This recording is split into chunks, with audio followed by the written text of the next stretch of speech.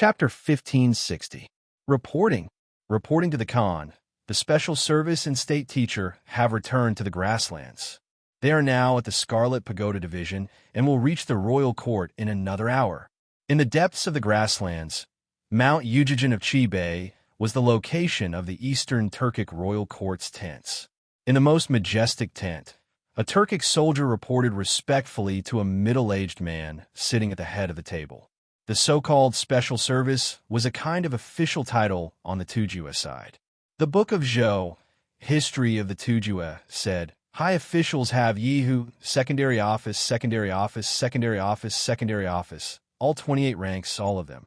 However, the new Book of Tang said that the Special Service was a title for the Khan's descendants and not a noble title. It was not within the 28 ranks. Because the Khan's descendants monopolized this title, there was such a saying. They were in charge of internal affairs, handled diplomatic relations, and often negotiated military and national affairs. In the beginning, the position of Secret Service was filled by members of the Turkic Kagan family, Ashina family. Because this position required rich political experience, profound knowledge, and agile adaptability, it was not the specialty of the Turkic people. Therefore, in the later years, it was gradually filled by Sogdians. In the historical records, Taitu was a mistake. In the future, the various ethnic groups in the north continued to use this title, such as the Hwigs Diin and the Khitans Taiwan. In the Turkic Khans, there was the Yabgu below the Khan. The Yabgu was equivalent to the king of Qin and the duke of the Central Plains, and had considerable power. And below the Yabgu was the Special Service. That middle-aged man had a stocky build and wore a brocade robe. His hair was combed into small braids, and there was a thick beard on his chin.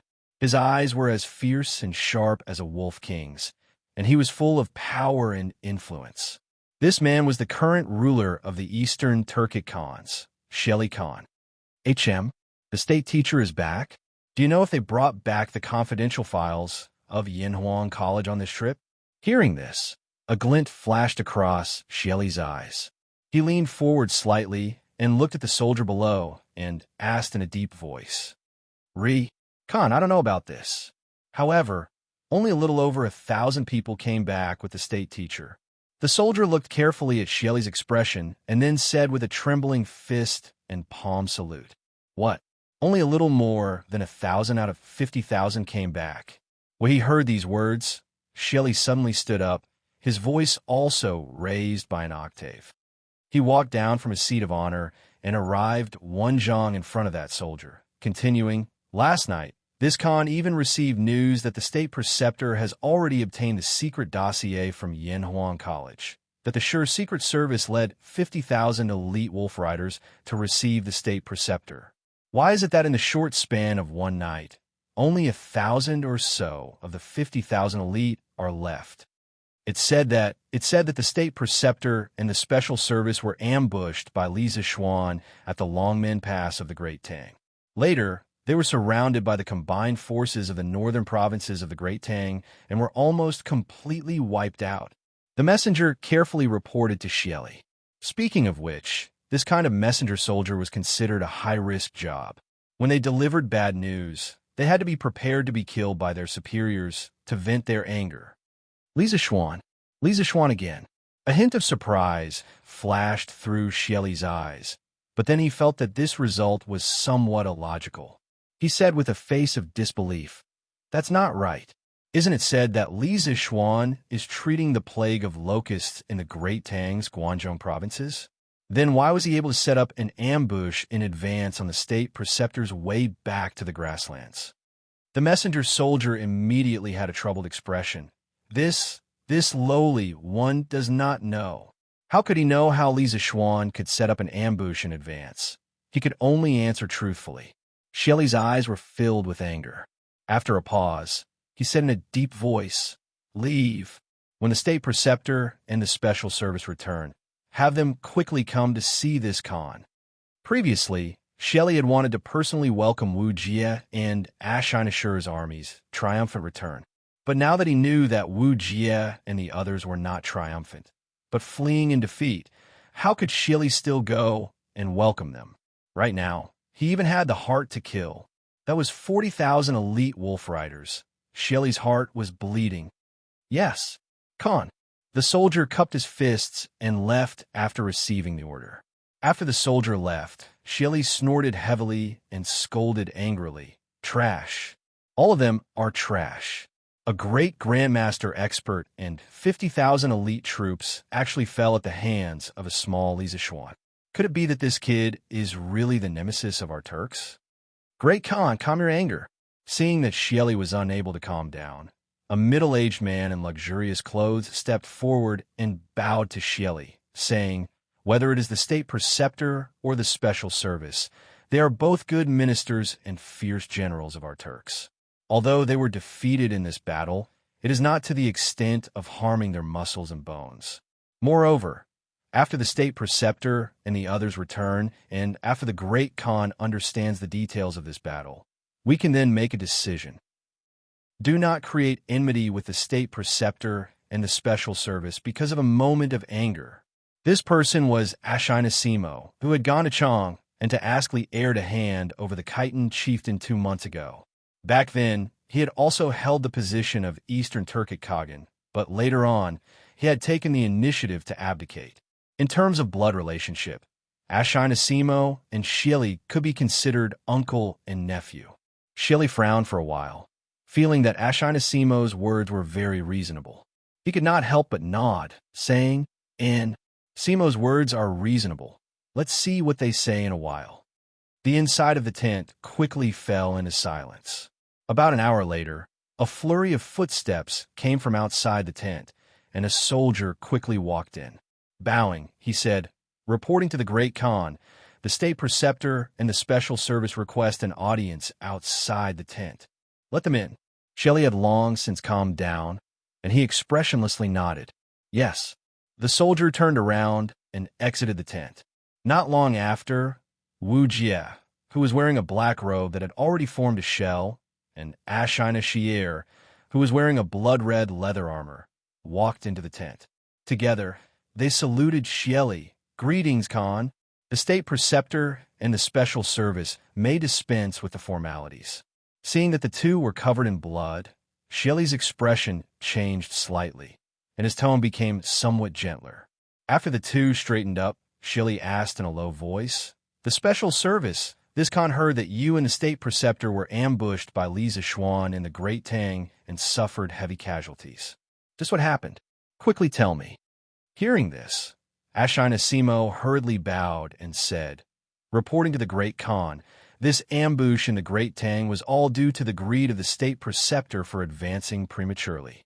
At that time, I had already met up with the state preceptor at the Great Tang's Horse Dipper Pass, but I learned that the secret files that the state preceptor took from Yanhuan College were snatched by Li Zishuan at the Longmen Pass.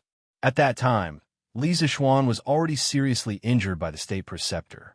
I was unwilling to give up and wanted to take back those secret files and capture Li Zishuan alive, so I led the army back to the Longmen Pass.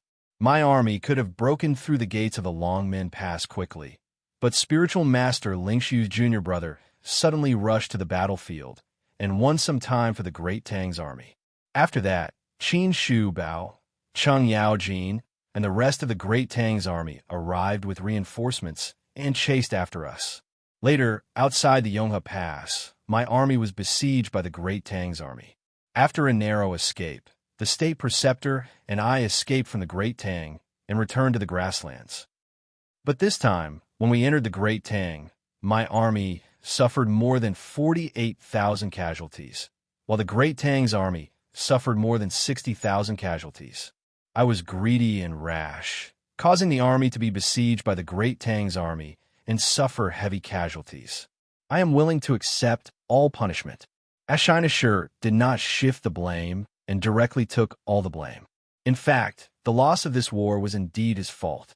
However, if he had not been greedy and rash and led the army back to the Longmen Pass, Wu Jie would have been the one to take the blame, because it was Wu Jie who lost the secret files of Yanhuan College. If he was not the one to take the blame, who would take the blame? Unfortunately, there were no ifs in this world. It was his greedy and rash advance that caused the army to suffer heavy casualties. Compared to the consequences he caused, Wu Jie losing the files of the great Tang Academy seemed insignificant. Only then did Xieli, who was sitting at the head of the table, understand the general process of this great battle. With a solemn face, he said coldly, "So, this time when you sneaked into the Tang Empire, not only did you not bring back the secret dossier of Yanhuang Academy, you also lost more than 40,000 elite wolf riders in the Tang Empire and almost got wiped out, right? If they had obtained the files of the great Tang Academy and lost more than 40,000 elites, Xieli would have felt better. But now, not only did they not obtain the files, they also lost so many soldiers for nothing. Was this not a double loss?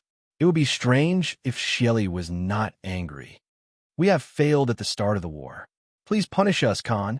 Seeing Xieli angry, Ashina Shur and Wu Jie both bowed and asked for punishment. Good. You have caused the Turks to lose soldiers and generals. You deserve 10,000 deaths. Men. Xieli's anger could not be quelled. He could not help but shout and call for men. Great Khan, calm your anger. Seeing that the situation was about to get out of control, Ashina Simo hurriedly stood up and bowed. Great Khan, calm your anger. Although the Imperial Advisor and the Sure Secret Service were at fault, they definitely do not deserve death. The Tang Army's casualties in this war are obviously more than ours. Both the Imperial Advisor and the Sure Secret Service have meritorious service. Merits offset demerits. Great Khan, please be lenient with your punishment. Hearing this, Xieli subconsciously wanted to fly into a rage on the spot. But seeing Ashina Simo looking at him with eager eyes, those eyes seemed to be able to speak, constantly hinting him not to be impulsive. Taking a deep breath, Xieli said in a deep voice, "What Simo said is reasonable, but the two of you can be exempted from death. But more than 40,000 Turkic warriors have been buried in the Great Tang. There must be an explanation for this matter. Men, drag the Sure Secret Service out and whip him 50 times. As for the Imperial Advisor, although the Imperial Advisor has no merits, he has worked hard. The Imperial Advisor should go back and have a good rest." Although Xieli was somewhat dissatisfied with the result of Wu Jie's infiltration into the Great Tang, in order to leave some face for Wu Jie, he could only suppress these dissatisfaction in his heart. After all, the persimmon to pinch was the soft persimmon. Obviously, Ashina Sure Secret Service was a soft persimmon. Many thanks for Kagan's leniency. Ashina Sure Secret Service was not dissatisfied with Xieli's punishment. In fact, the moment he had been defeated at Yonghe Pass, he had already thought about the punishment he would receive upon his return. In comparison, this result could already be considered good. He also did not feel unbalanced, because Wu Jie had not been punished. On one hand, the main reason the Turkic army had suffered such heavy losses was because he had made a wrong strategic decision. On the other hand, if not for Wu Jie's formidable strength, he might not have been able to break out of the encirclement with his 1,000-some men, and there was a high chance that his entire army would have been wiped out. Wu Jie was expressionless. He did not show the joy of surviving a calamity or escaping punishment, nor did he show the dejection of defeat. After Xieli's words, he was silent for a few moments. Then, he cupped his fist to Xieli and turned to leave. His departure was very confident, and his departure was also very domineering. He was truly worthy of being the Turkic Imperial Advisor, second only to one and above all. But even so, Xieli did not say anything. Ashina Simo and Ashina Sure Secret Service were also not surprised. It was clear that they had often seen this sort of situation before. Wu Jie, you're finally back? I heard that the army had a bad start. Did Father Khan blame you? After leaving Xieli's tent, Wu Jie headed west to a relatively large tent. He opened the flap and walked in, where a beautiful Turkic woman hurriedly came up and asked with concern. No, Wu Jie indifferently replied, and then he stepped forward and hugged the woman's body, asking, Yen'er, while I was gone, did your illness relapse? His voice was unexpectedly filled with tenderness. In the eyes of outsiders, Wu Jie was a murderous demon, but in front of a woman, he had transformed into an infatuated man. If anyone were to see this scene, their jaws would have dropped to the ground. The woman gently smiled and said, Don't worry, I'm fine. While you were gone, my first time didn't hurt even once. It's just that I often missed you and was very worried about you. I was afraid that you would encounter danger in the Great Tang. Ah, why is there so much blood on your body? Where are you hurt? Does it hurt? I'll have someone call the Kashi shaman. The so-called shaman was the primitive religion of the northern tribes. It originated from a very early time, and in the matriarchal society, it was already very developed and mature. Shamans were almost all clan leaders, and the deified Queen Mother of the West was both a shaman and a tribal chief. Historians did not use the term shaman, but only refer to them as Wu. In the Xiongnu era, shamans played a certain role in politics and military affairs. In any war or other indecisive matters, the final decision was made by shamans.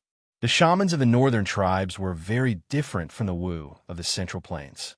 Shamans needed to have a lot of common sense and knowledge to be able to expel diseases, to be able to observe the development of things, to predict the future, and to predict good and bad luck. Don't worry, this blood isn't mine. Wu Jie looked at the thick layer of blood on his body and hurriedly comforted the woman. The woman breathed a sigh of relief, but then she frowned and worriedly asked, "So much blood. Did you encounter danger in the Great Tang?" It's not dangerous. No one in the Great Tang can hurt me." Wu Jie's lips curled into a smile, and then he lifted the black hood on his head, intending to take off his blood-stained robe. But as soon as he lifted the hood, his face hidden in the darkness was revealed. It was a resolute and thin face, not very handsome, but very pleasing to the eye. On the right side of his cheek, there was a very terrifying scar, as if it had been burned by fire. It was a shocking sight. Chapter 1561. I saw a girl in the Central Plains, and the jade bracelet she was wearing was exactly the same as yours. Inside the tent, Wu Jie took off his blood-stained black robe and casually placed it on the table next to him. He then sat down across from the Turkic woman, his upper body bared, and suddenly said, because of his years of cultivation, Wu Jie's muscles were well-proportioned, and there were some large and small scars all over his body, but these were all old injuries, at least 10 years old.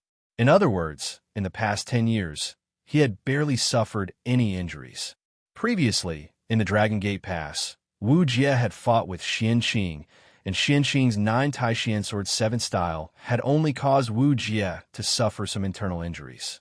Wu Jie's words caused the Turk woman opposite him to be stunned for a moment, and then her expression changed as she looked at Wu Jie with a complicated expression and asked, "You said you saw a girl in the Great Tang who was also wearing a blue carp bracelet?"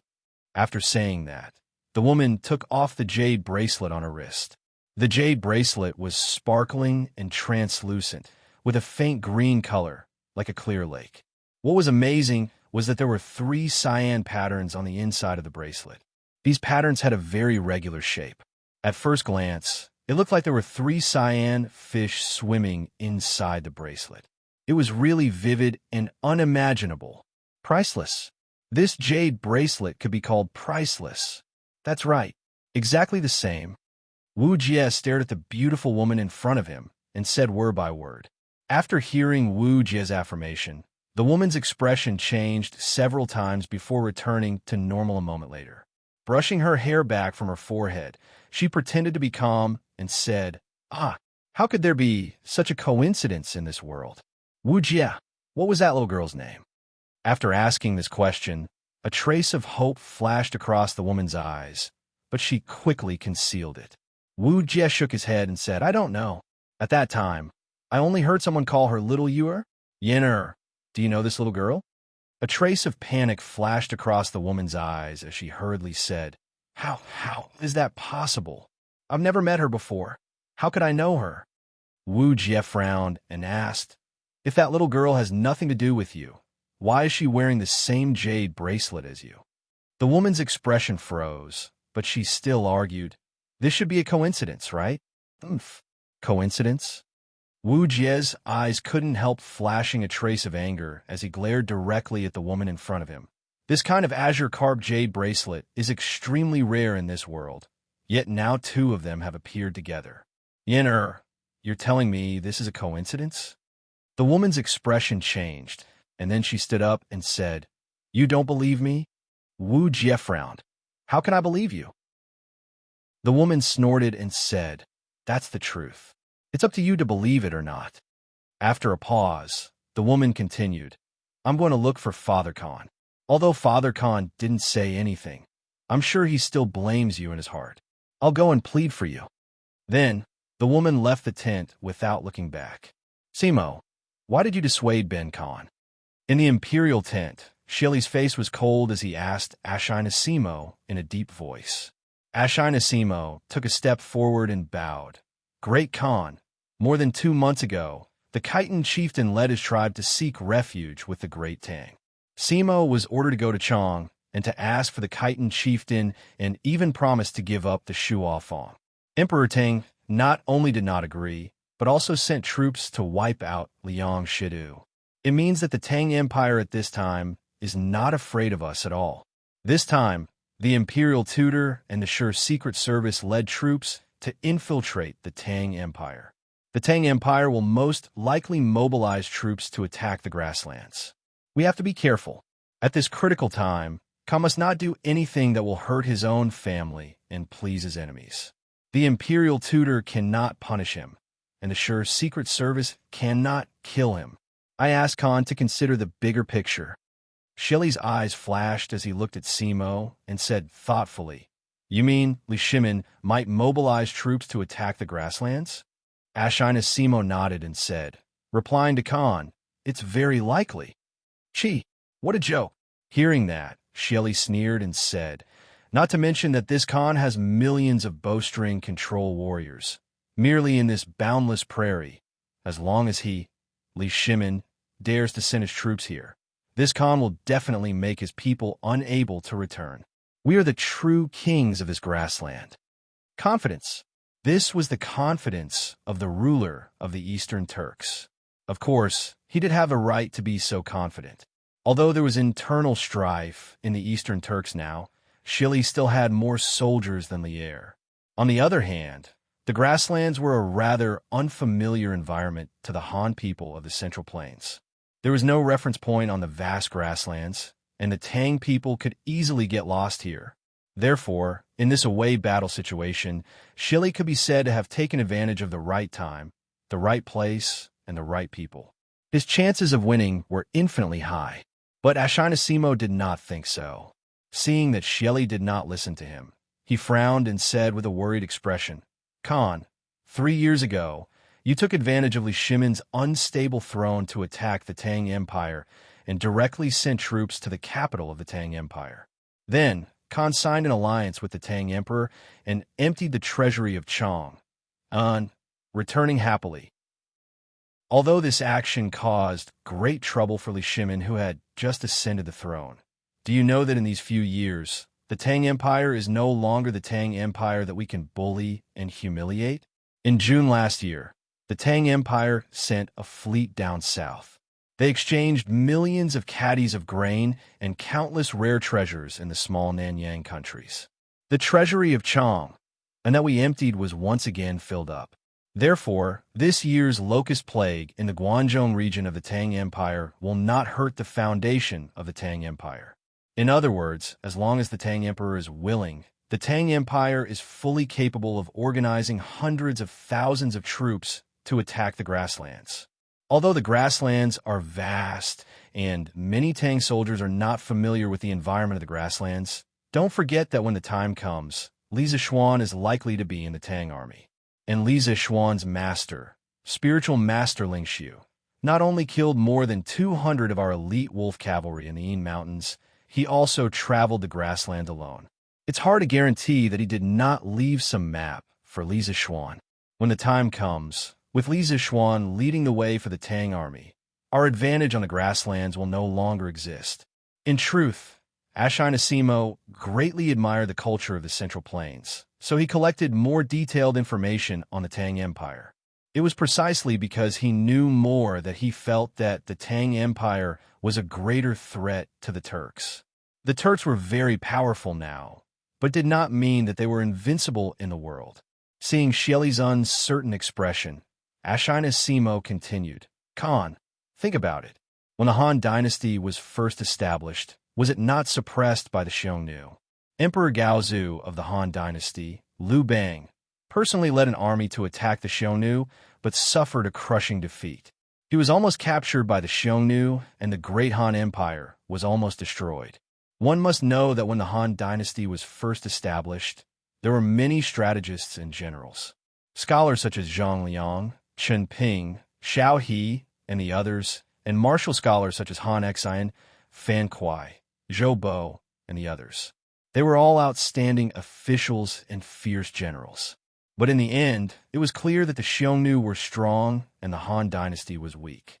It was not until Liu Bang's grandson, Emperor Wu of Han, Liu Che, sent Wei Qing and Hua Xubing to the west to attack the Xiongnu that the Xiongnu's strength and vitality were completely defeated.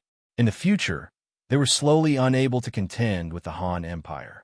Simo felt that the current Eastern Turks were like the Xiongnu of the past. They were extremely powerful in the early stages, but once we let down our guard and allow the Central Plains to recuperate, we will definitely follow in the footsteps of the Xiongnu. In the early stages of the Han Empire's establishment, after the siege of Baidang, Liu Bang had no choice but to marry the Xiongnu. But after only a few decades, the great Han Empire's army was able to kill their way to the Hushi Corridor and kill the Xiongnu like stray dogs. This shows that the Central Plains dynasty has an extremely powerful spirit of revival and recovery. We cannot ignore this. After saying that, Ashina bowed deeply to Xieli with a sincere expression. In fact, his analysis was definitely not wrong. The Eastern Turks were indeed extremely powerful in the early stages. For example, when the Tang dynasty was first established, it was also suppressed by the Turks everywhere. There were even rumors that Li Yuan borrowed the Turks' military strength to rebel against the Sui dynasty and attack Chang. There were also rumors that Li Yuan purposely submitted to the Turks temporarily to obtain the peace of the northern borders and not be attacked from both sides. The rumors might not be true, but it was enough to show how powerful the Turks were at that time. However, even if the Turks were extremely powerful, they were not absolutely invincible. As the saying goes, when one reaches the peak, there will be a decline. Since this year, the internal strife of the Turks had intensified, and there were more and more tribal leaders who were unwilling to listen to Xieli's orders. The Khitan chieftain was a classic example, and the Turks' little Khan, Tuli Khan, was the most typical representative of the forces opposing Xieli. In truth, the incomparably powerful Eastern Turks were already in danger. After hearing Ashina heartfelt advice, Xieli's expression finally turned serious. He stood up, his hands behind his back, and his brows furrowed as he paced around the tent. After a while, his eyes were like lightning as he looked at Ashina and said, "Simo, what you said just now is not without reason. The great Tang is developing too quickly. If this Khan had known earlier, he would have directly attacked Chang and killed Li Shimin. Then, today's calamity would not have occurred." These words are not wrong. Back then, there was a great opportunity in front of Xieli, but Xieli did not cherish it, giving Li heir and the great Tang a precious chance to recuperate. Now, the great Tang's national strength was rising with each passing day, and it was no longer something that Xieli could casually control. If this continued, what awaited the Turks was only destruction. Great Khan, there is no point in bringing up the matter of the past. The urgent matter at hand is to think of a plan to deal with the Tang army. Ashina sternly said. Xieli nodded and said, You are right. Pass down the order. All the Yabgu special agents, Burke, Berg, and all the tribal chiefs are to come to the tent for a meeting this afternoon." "Yes, Great Khan." Seeing that Xieli finally took the great Tang seriously, Ashina could not help but breathe a sigh of relief. At least, his persuasion was not in vain. Reporting to Khan, Princess Shu Yin requests an audience. At this moment, a Turk soldier entered the tent and bowed to report. A trace of gentleness appeared on Xieli's face. He smiled and said, "Quickly let Yen'er in." "Yes." The soldier received the order and left.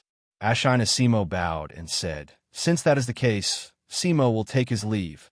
He could almost guess why Princess Ashina Simo came to find Shelly. He did not want to get involved in Shelly's family matters, so he directly and cleverly asked to take his leave. Go." Shelly nodded and said, "Madam, we have arrived at the academy." Along the way, Han Yushi and the others finally arrived at the Yanwang Academy after listening to the sound of rolling wheels. After the carriage heard the news, Lu Yun stood guard by the side with a saber, while Lu Feng shouted into the carriage to remind them. Don't look at how Xiao He and Xiao Shi addressed Han Yushi as young madam. That was because these two girls had followed Li Zixuan for a long time. They had always called him young master, young master. Wasn't this young master's wife called young madam? But Lu Feng and his brother were different. They followed Li Zixuan for less than half a year and usually called Li Zixuan Marquis. And Han Yushi was naturally Madame Marquis. Han Yushi responded, and then jumped off the carriage with the two maidservants. Then she looked at the magnificent academy. Han Yushi felt something in her heart. She thought to herself that the academy was still the same academy from before, but some of the people from back then were no longer in the academy. Leave the carriage here. Let's go directly to Dr. Sun's courtyard to visit teacher Wenji. After recovering from her contemplation, Han Yushi instructed softly. Yes, madam. Lu Feng cupped his fist and accepted the order. Some of the guards of the House of Marquis went to the front to open the way, and some followed behind Han Yushi in case of any accidents. After Wu Jie attacked the academy, the guard of the House of Marquis attached great importance to the safety of Li Zixuan's family. After a while, Han Yushi came to the small courtyard where Sun Simiao was. Coincidentally, Sun Simiao didn't go to the Tang Alliance Medical Center to be on duty today. Instead, he stayed in the courtyard and gave Li Gang acupuncture and qi to extend his life. Li Gang was at the end of his life. Young madam, please wait for a moment. Master is performing acupuncture on teacher Wenji. Hearing the movement outside the courtyard, the fairy doctor hurriedly greeted and said softly. Han Yushi glanced at the courtyard in surprise and then asked, Dr. Sun didn't go to the clinic for consultation today? Who shook her head and said, Teacher Wenji's condition has worsened. Master can't leave, so he asked for leave from the medical center and let Dr. Wang and Dr. Qin treat him. Master plans to stabilize teacher Wenji's condition first, then go to the medical center to treat other patients. Hearing this, Han Yushi's face turned pale and asked with sadness in her eyes, What? Teacher Wenji's condition has worsened? How's the old man now? Does Dr. Sun have a way to stabilize teacher Wenji's condition? Do your best and leave it to fate. Who was about to answer, but Sun Simiao had already walked out of the room. The old Taoist stroked his beard and sighed. Chapter 1562. Dr. Sun. Seeing Sun Simiao come out, Han Yushi quickly went up to him. Master, you're out? I'll get you a glass of water. Who actually also quickly came to Sun Simiao's side. Seeing that Sun Simiao's forehead was full of sweat, he thought that the healing process must have been very difficult. Who actually quickly ran into the house and brought water and a towel for Sun Simiao. Sun Simiao knew that he couldn't persuade him, so he didn't try anymore. He pointed to the stone bench under the big tree in the yard and said, Aunt Han, Mrs. Li, let's go over there and sit. He originally wanted to call Han Yushi Miss Han, but on second thought, Han Yushi got married last year, so it was very inappropriate to call her Miss Han, so he quickly changed his words. Although Sun Simiao was an outsider, his ambition was to practice medicine and save people. He needed to deal with people every day, so Sun Simiao still knew some of the ways of the world. Dr. Sun, please. Han Yushi nodded, then moved aside to let Sun Simiao go first. Sun Simiao didn't refuse. He walked to the stone bench and stone table under the big tree in the yard, and the two sat opposite each other. As soon as they sat down, Han Yushi couldn't wait to ask, Dr. Sun, how is Mr. Wenji's condition? Alas, it's a long story. Sun Simiao sighed. At this time, Hu actually brought 2 teacups, a pot of tea, and a sweat towel with the help of Xiao He and Xiao Shi. Xiao He poured tea for Sun Simiao and Han Yushi, who actually took the sweat towel and wanted to help Sun Simiao wipe his sweat, but Sun Simiao took the sweat towel and wiped it himself. Then he looked at Han Yushi and continued. Mr. Wenji only suffered minor injuries that night and has been cured long ago. However, the old man is already old, and these minor injuries have triggered other old diseases in his body. The old man can't bear it and is bedridden. At this time, relying solely on the medicine to strengthen the corporeity can no longer stabilize the old man's condition. This poor Taoist can only use acupuncture to transfer qi and the 1,000-year-old ginseng sent by Qin Ke to help Mr. Wenji maintain the normal operation of his heart meridians. But this is not a long-term solution. Although this poor Taoist knows how to cultivate qi, the qi in my body is far inferior to that of a martial artist like Xiao Xian. 3 days, this poor Taoist can at most extend teacher Wenji's life for 3 days. 3 days. Hearing this, Han Yushi's expression changed greatly. Only now did she know that Li Gang's condition was so serious. After thinking about it, she asked anxiously, Dr. Sun, is there really no other way? Teacher Wenji is a man of noble character and has lived a clean life. Now that he has finally reached the age where he can enjoy the rest of his life, you must save him. Sun Simiao smiled bitterly and said, It's not that I don't want to save him, but my ability is limited. Mr. Wenji is now at the end of his rope, and there's nothing I can do to save him. Unless there are martial artists in this world who are skilled in both medicine and martial arts, they might be able to help teacher Wenji buy some time. Han Yushi was not stupid. She quickly understood what Sun Simiao meant. She said with a worried expression, But time is tight. Where can we find someone who cultivates both medicine and martial arts? Sun Simiao frowned and pondered for a moment before suddenly saying, Perhaps little Xian can. My husband? Han Yushi's eyes lit up, and endless hope rose in her heart. However, not long after, her eyes dimmed again. Frowning, Han Yushi shook her head and said softly, My husband is now in the north intercepting the Turkic state preceptor. We don't know which county he is in, whether he is in danger, and whether he can escape. Teacher Wenji can only hold on for 3 days. My husband might not be able to make it in time. That kid is doing very well now. He is not in danger. Call him back. Just as Han Yushi finished speaking, a vigorous voice suddenly came from the gate of the courtyard. Everyone looked towards the source of the voice and was shocked. Who else could it be but Li Er? Greetings, Your Majesty. Han Yushi quickly got up and bowed to Li Er with Xiao He, Xiao Shi, Hu Jing, and the others. Sun Simiao stood up and cupped his hands to Li Er, saying, Greetings, Your Majesty. Li Er waved his hand and said, No need to be so polite. I came here today to visit teacher Wenji. I didn't expect to hear your conversation outside the courtyard. Sit down. Previously, when he learned from Li Tai that Li Gang was seriously ill and bedridden, Li Er had thought of visiting him. Although Li Gang used to be Li Jinxing's teacher, the old man had a noble character. He only cared about teaching and educating people all his life. He never got involved in those political struggles and enjoyed a very high reputation in the literary world. Li Shimin could tolerate Wei Zheng, who repeatedly suggested to Li Jiansheng to kill the king of Qin. How could he not tolerate Li Gang?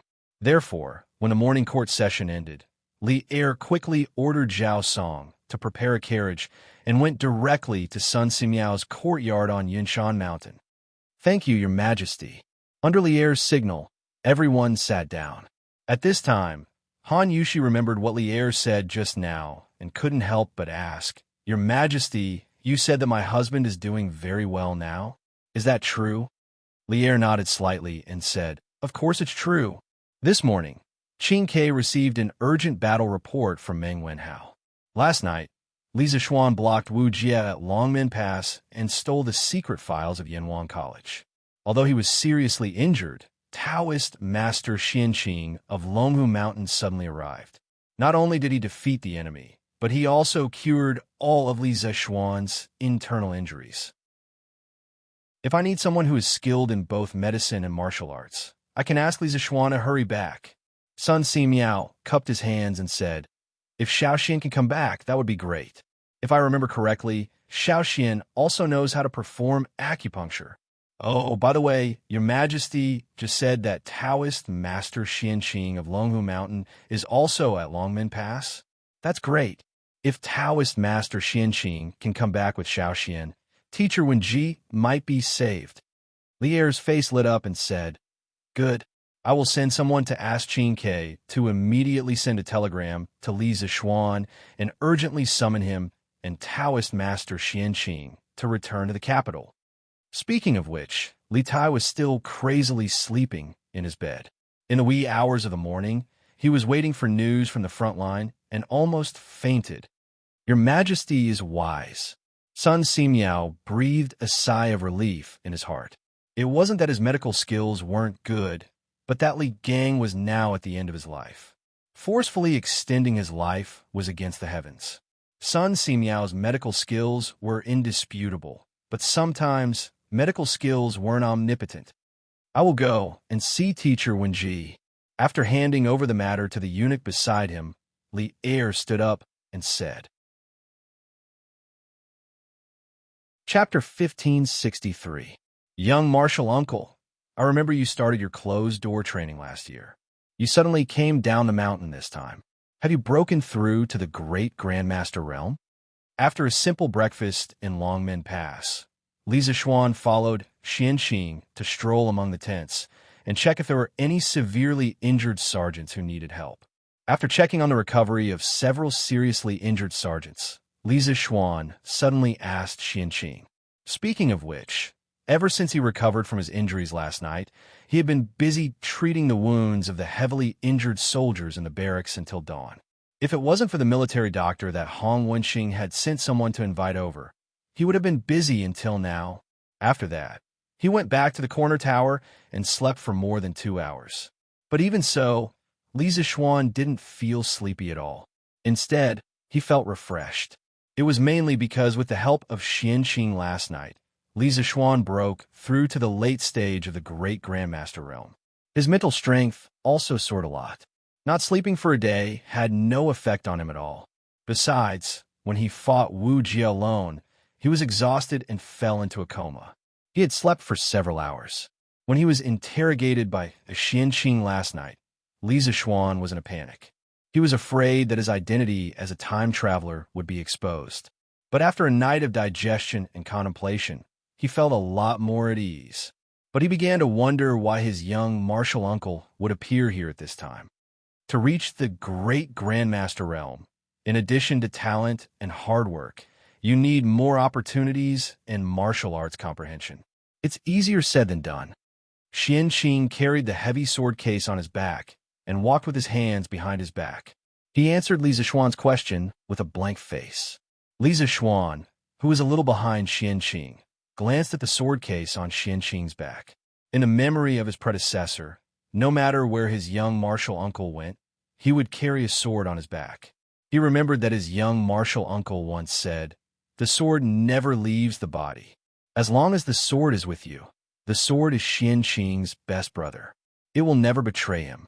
It was because of this almost crazy obsession that Xianqing's talent in swordsmanship was rarely matched by others. It made his swordsmanship so pure that even spiritual master Ling Su felt inferior in this aspect. Then, junior martial uncle, what realm are you at now? Hearing this, Li Zixuan could not help but ask curiously. Regarding Xianqing's cultivation, he really couldn't see through it. What's more, when Xianqing was fighting Wu Jie outside the Dragon Gate, he wasn't there, so naturally he couldn't judge Xianqing's current strength. In his impression, Xianqing was already at the peak of the Supreme Power Realm before he started his closed-door training. With his talent and aptitude, he must have made great progress in the past year of closed-door training. Half-step to Great Grandmaster. Although he had seen the threshold of Great Grandmaster, it was difficult for him to cross it. The further you go on the path of martial arts, the more difficult it gets.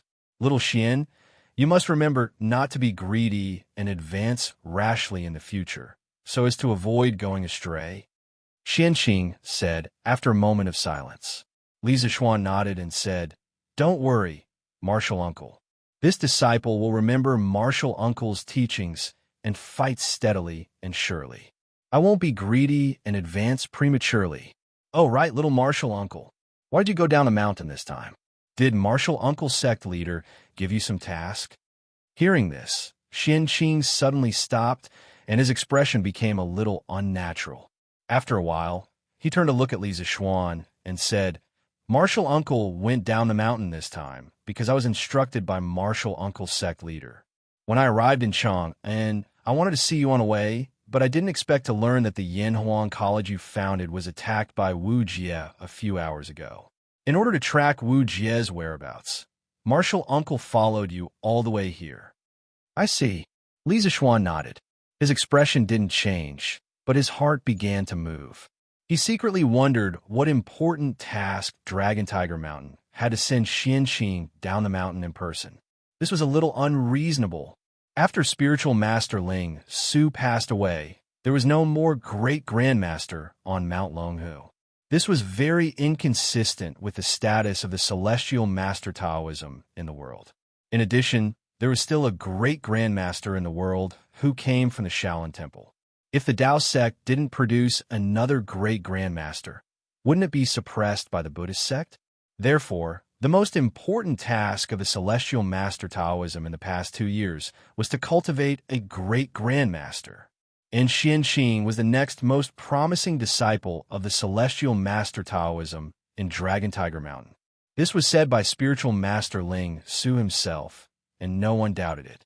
Therefore, Feng Lingzi, the head of the celestial master Taoism, would never let Xianqing go down the mountain unless there was a particularly important or urgent matter. "Do you want to ask what task the sect leader gave me?"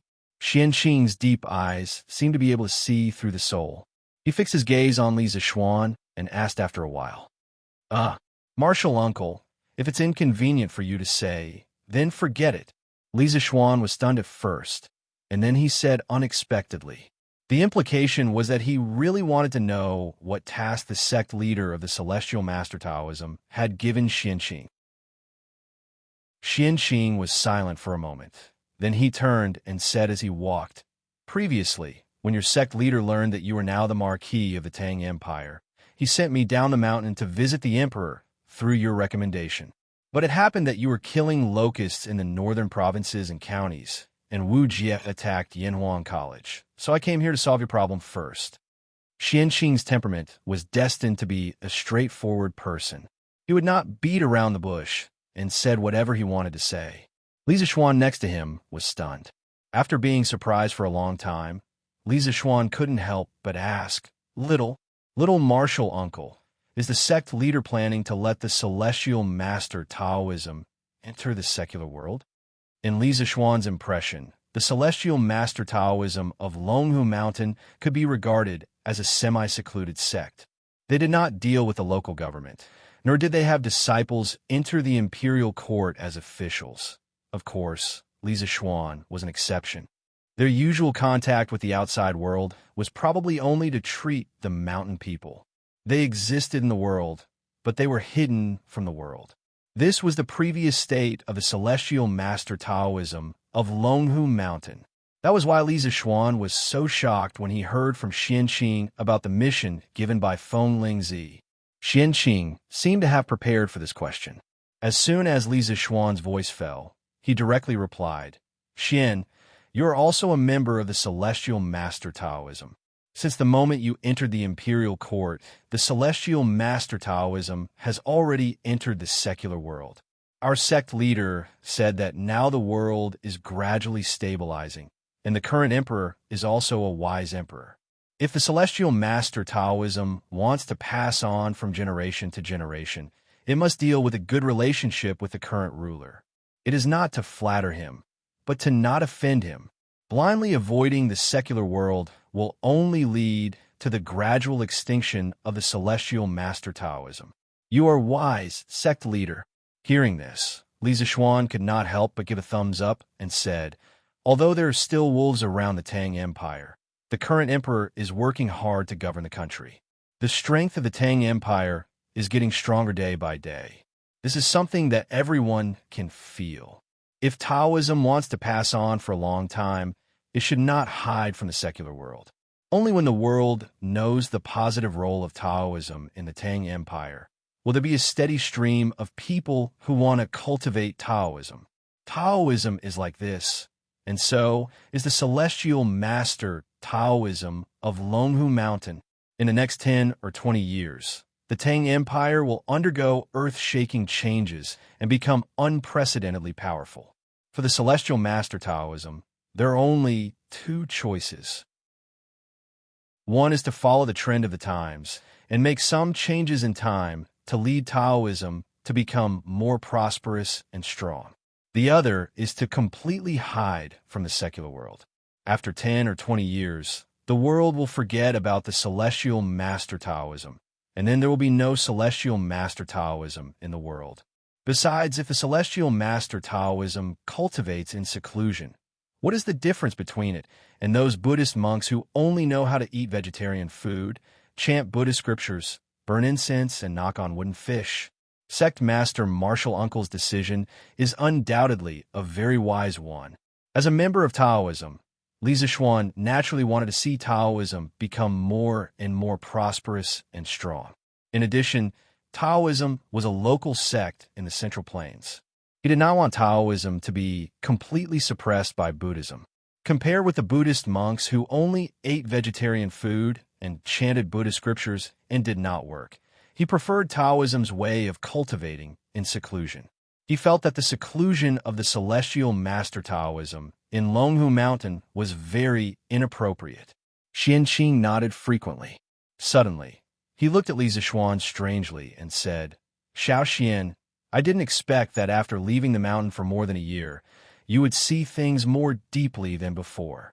When you were in Longhu Mountain, you were still a simple and honest boy who only knew how to cultivate." Li Zixuan was shocked. He secretly thought that he was too smart. He had to restrain himself to prevent Xianqing from discovering his identity. But he did not know that Xianqing did not intend to investigate his abnormal behavior for a long time. When I was in Longhu Mountain, I had my master to take care of everything. Why would I need to worry about these things? Li Zixuan scratched his head and quickly found an excuse for himself. Hearing Li Zixuan mention Lingxiu, Xianqing's face darkened. After a long silence, he sighed and said, "Xiao Xian, you continue to patrol the barracks. I will go out for a walk." "Yes, Martial Uncle." Li Zixuan knew that he had accidentally touched a sore spot in Xianqing's heart. In his memory, Xianqing and Lingxiu were brothers in name, but in fact, they were master and disciple. Xianqing entered the sect late. Not long after he entered the sect, the previous first elder of Longhu Mountain, who was Xianqing and Lingxiu's master, passed away. Therefore, whenever Xianqing had any problems in martial arts, he would go to spiritual master Lingxiu for help. It could be said that most of Xianqing's martial arts were taught by spiritual master Lingxiu. Later, Li Zixuan was brought back to the celestial master's sect by spiritual master Lingxiu and became his last disciple. Xianqing changed and became Li Zixuan's martial uncle. Because they were from the same sect, Xianqing usually took care of Li Zixuan. The relationship between the two was quite good. Chapter 1564. On the night of the attack on Yanhuang College, Li Zixuan learned of the general situation and immediately asked Li Tai about Li Gang's injuries.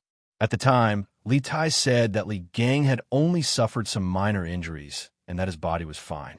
Only then did Li Zixuan feel slightly relieved.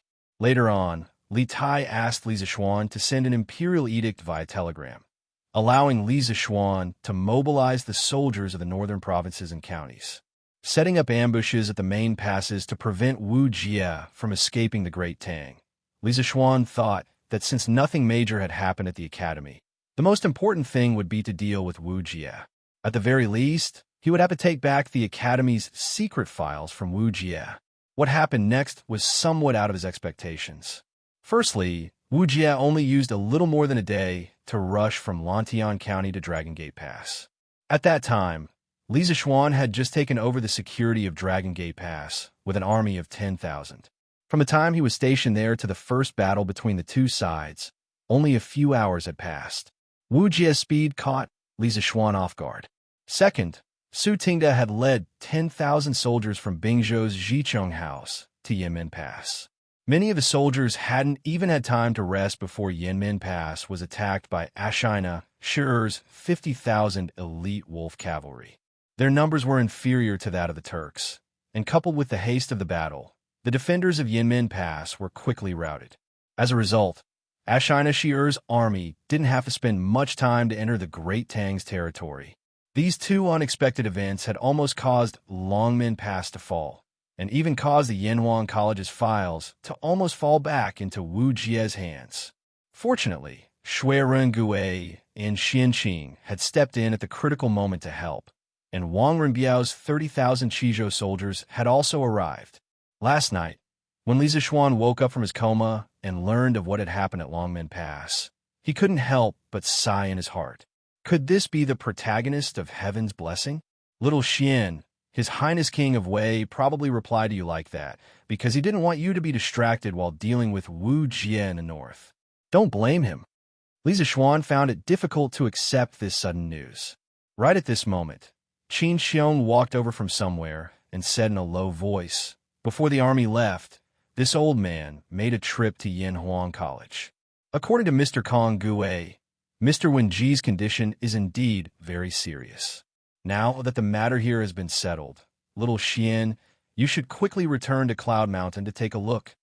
Li Zishuan's expression was a little sluggish as he nodded and said, "Yes, Uncle Qin, I'll pack my luggage and hurry back to Cloud Mountain." Li Gang's serious illness was a huge blow to Li Zishuan. According to the original history, Li Gang died 5 years after Zhengguan, which meant that Li Gang still had at least 3 years to live. But now, because he had temporarily handed the academy over to Li Gang, Cloud Mountain had coincidentally been attacked by Wu Jie, causing Li Gang to be injured and bedridden. His life could even be at risk at any time. If not for Sun Simiao's superb medical skills, Li Gang would have already passed away. Li Zishuan couldn't help but sigh. He had changed history, but he had also changed the fate of many people. For example, Su Tingda and the 10,000 Tang soldiers who died at Yanmen Pass. If not for his existence, they would still be living well in Bing Province's subjugation residence. They were all brave and fearless soldiers of the Tang Empire, but because of his appearance, they died prematurely on the battlefield. There was also Li Gang. If not for his repeated pleas to the old man to come out, Li Gang would be comfortably teaching Li Changxian in the Imperial Palace right now. How could he have encountered such a life and death crisis? All of this made Li Zishuan feel guilty, and at the same time, a trace of confusion appeared in his heart. He felt that on his path to making the Great Tang even more prosperous, he had inadvertently taken the lives of many innocents. Even though he had done it unintentionally, the truth was that he was shouldering more and more lives. Li Zishuan suddenly felt that his shoulders were very, very heavy. Remember to call Taoist Xianqing. Qin Xiong saw Li Zishuan's brow furrowed in pain, and he couldn't help but feel somewhat distressed, but he still loudly reminded him. "I know, Uncle Qin." Li Zishuan didn't turn his head, only responded in a low voice. "HAA, this child is good at everything, but sometimes his heart is too soft." Qin Xiong stared at Li Zishuan's back, and after a long while, he shook his head and sighed. "Teacher Wenji, it's Li Gang, right?" After leaving the camp, Li Zishuan went up the city gate tower. In the eastern corner tower, Li Zishuan found Xianqing, who was meditating cross-legged. He briefly told Xianqing about Li Gang's serious illness and how Sun Simiao needed their martial uncle and nephew to go back together to help. After hearing this, Xianqing frowned and said, "Then let's go back to Lantian immediately." Without any hesitation, Xianqing agreed to Li Zishuan's request. Li Zishuan had spent so much effort before, but he didn't expect Xianqing to agree so easily. Li Zishuan couldn't get used to this super efficient communication method, so he was a little confused at this moment. "What are you waiting for? You and I, quickly pack our luggage and go back to Lantian. Seeing Li Zishuan standing there in a daze, Xianqing couldn't help but frown and urge him. Yes, little martial uncle. Li Zishuan came back to his senses and hurriedly cupped his hands in obeisance. He couldn't help but think in his heart, little martial uncle's personality really hasn't changed. Not only is he a man of few words, but he is also swift and decisive. He is simply a model of doing more and talking less. The bosses of modern big companies must like a real person, like little martial uncle. In fact, in Xianqing's opinion, Li Gang had been the imperial tutor of 2 princes and had a good reputation among the scholars. Now that he was injured and even bedridden because of Li Zishuan's Yanhuang College, he, as his martial uncle, had to go and help no matter what. Besides, the purpose of his trip down the mountain this time was to visit Li Er in the imperial palace. Tracking Wu Jie was just a side quest he had issued for himself. Now that the side quest had been completed, it was time for him to return to the main quest. Little Xian, Taoist Xianqing, where are you going? Martial uncle and nephew had finished packing their luggage and had just brought their mount from the stables when they met Wang Renbiao. Wang Renbiao saw that Li Zishuan and Xianqing were both carrying a bag and couldn't help but ask. There was another person behind him, and that was Lung Yu Yao. Seeing that the person who came was Wang Renbiao, Li Zishuan couldn't help but be startled. Then he felt ashamed. If it wasn't for Wang Renbiao leading the army in time yesterday, it was unknown whether or not Longmen Pass could be completely defended. Wang Renbiao was willing to take the risk of being suspected by his superiors and lead the army of Qizhou to support Longmen Pass 2 or 3 times. Li Zishuan didn't even have time to thank him and almost directly returned to Lantian County without saying anything. He really didn't do it properly and felt sorry for Wang Renbiao's deep friendship. It's Renbiao. You've come at the right time. I have something to tell you. Li Zishuan coughed awkwardly and then shamelessly said with some apology, I just received news from Qingke that teacher Wenji suffered some minor injuries in order to protect the academy that night. Due to his old age, he was bedridden and now his life is in danger. As the Yamacho of Yanhuang College and my youngest martial uncle is quite proficient in medical skills, we must return to Yunshan as soon as possible to save teacher Wenji's life. Wang Renbiao was shocked when he heard that. His expression was serious, and he said with some worry, Is there such a thing? Teacher Wenji is an upright person and has always been clean as an official. As a teacher, he has noble character and unquestionable integrity. He is one of the people I admire the most in my life. Since this is the case, little Xian, you and Taoist Xianqing should return to Yunshan as soon as possible. As for Longmen Pass, General Qin and I will take care of the aftermath. You don't have to worry. Li Zishuan heaved a sigh of relief and then said with a guilty expression, Renbiao, you led the army from hundreds of miles away to help us. As your brother, I wanted to host a banquet and drink with you to express my gratitude. However, now that teacher Wenji, little Xian, you don't have to say any more. Wang Renbiao did not let Li Zishuan continue. Instead, he interrupted him, Little Xian, you and I are brothers. There's no need for formalities between us. Whether it's wine or food, they're all just external things. Since we are brothers, why should we care about such formalities? After such a big thing happened to Yinshan, you should indeed return to the academy. How can I not understand this? You can go with peace of mind. If it weren't for the fact that I can't leave here, I would also want to go back to Yinshan with you to visit teacher Wenji. Thank you for your understanding, Renbiao.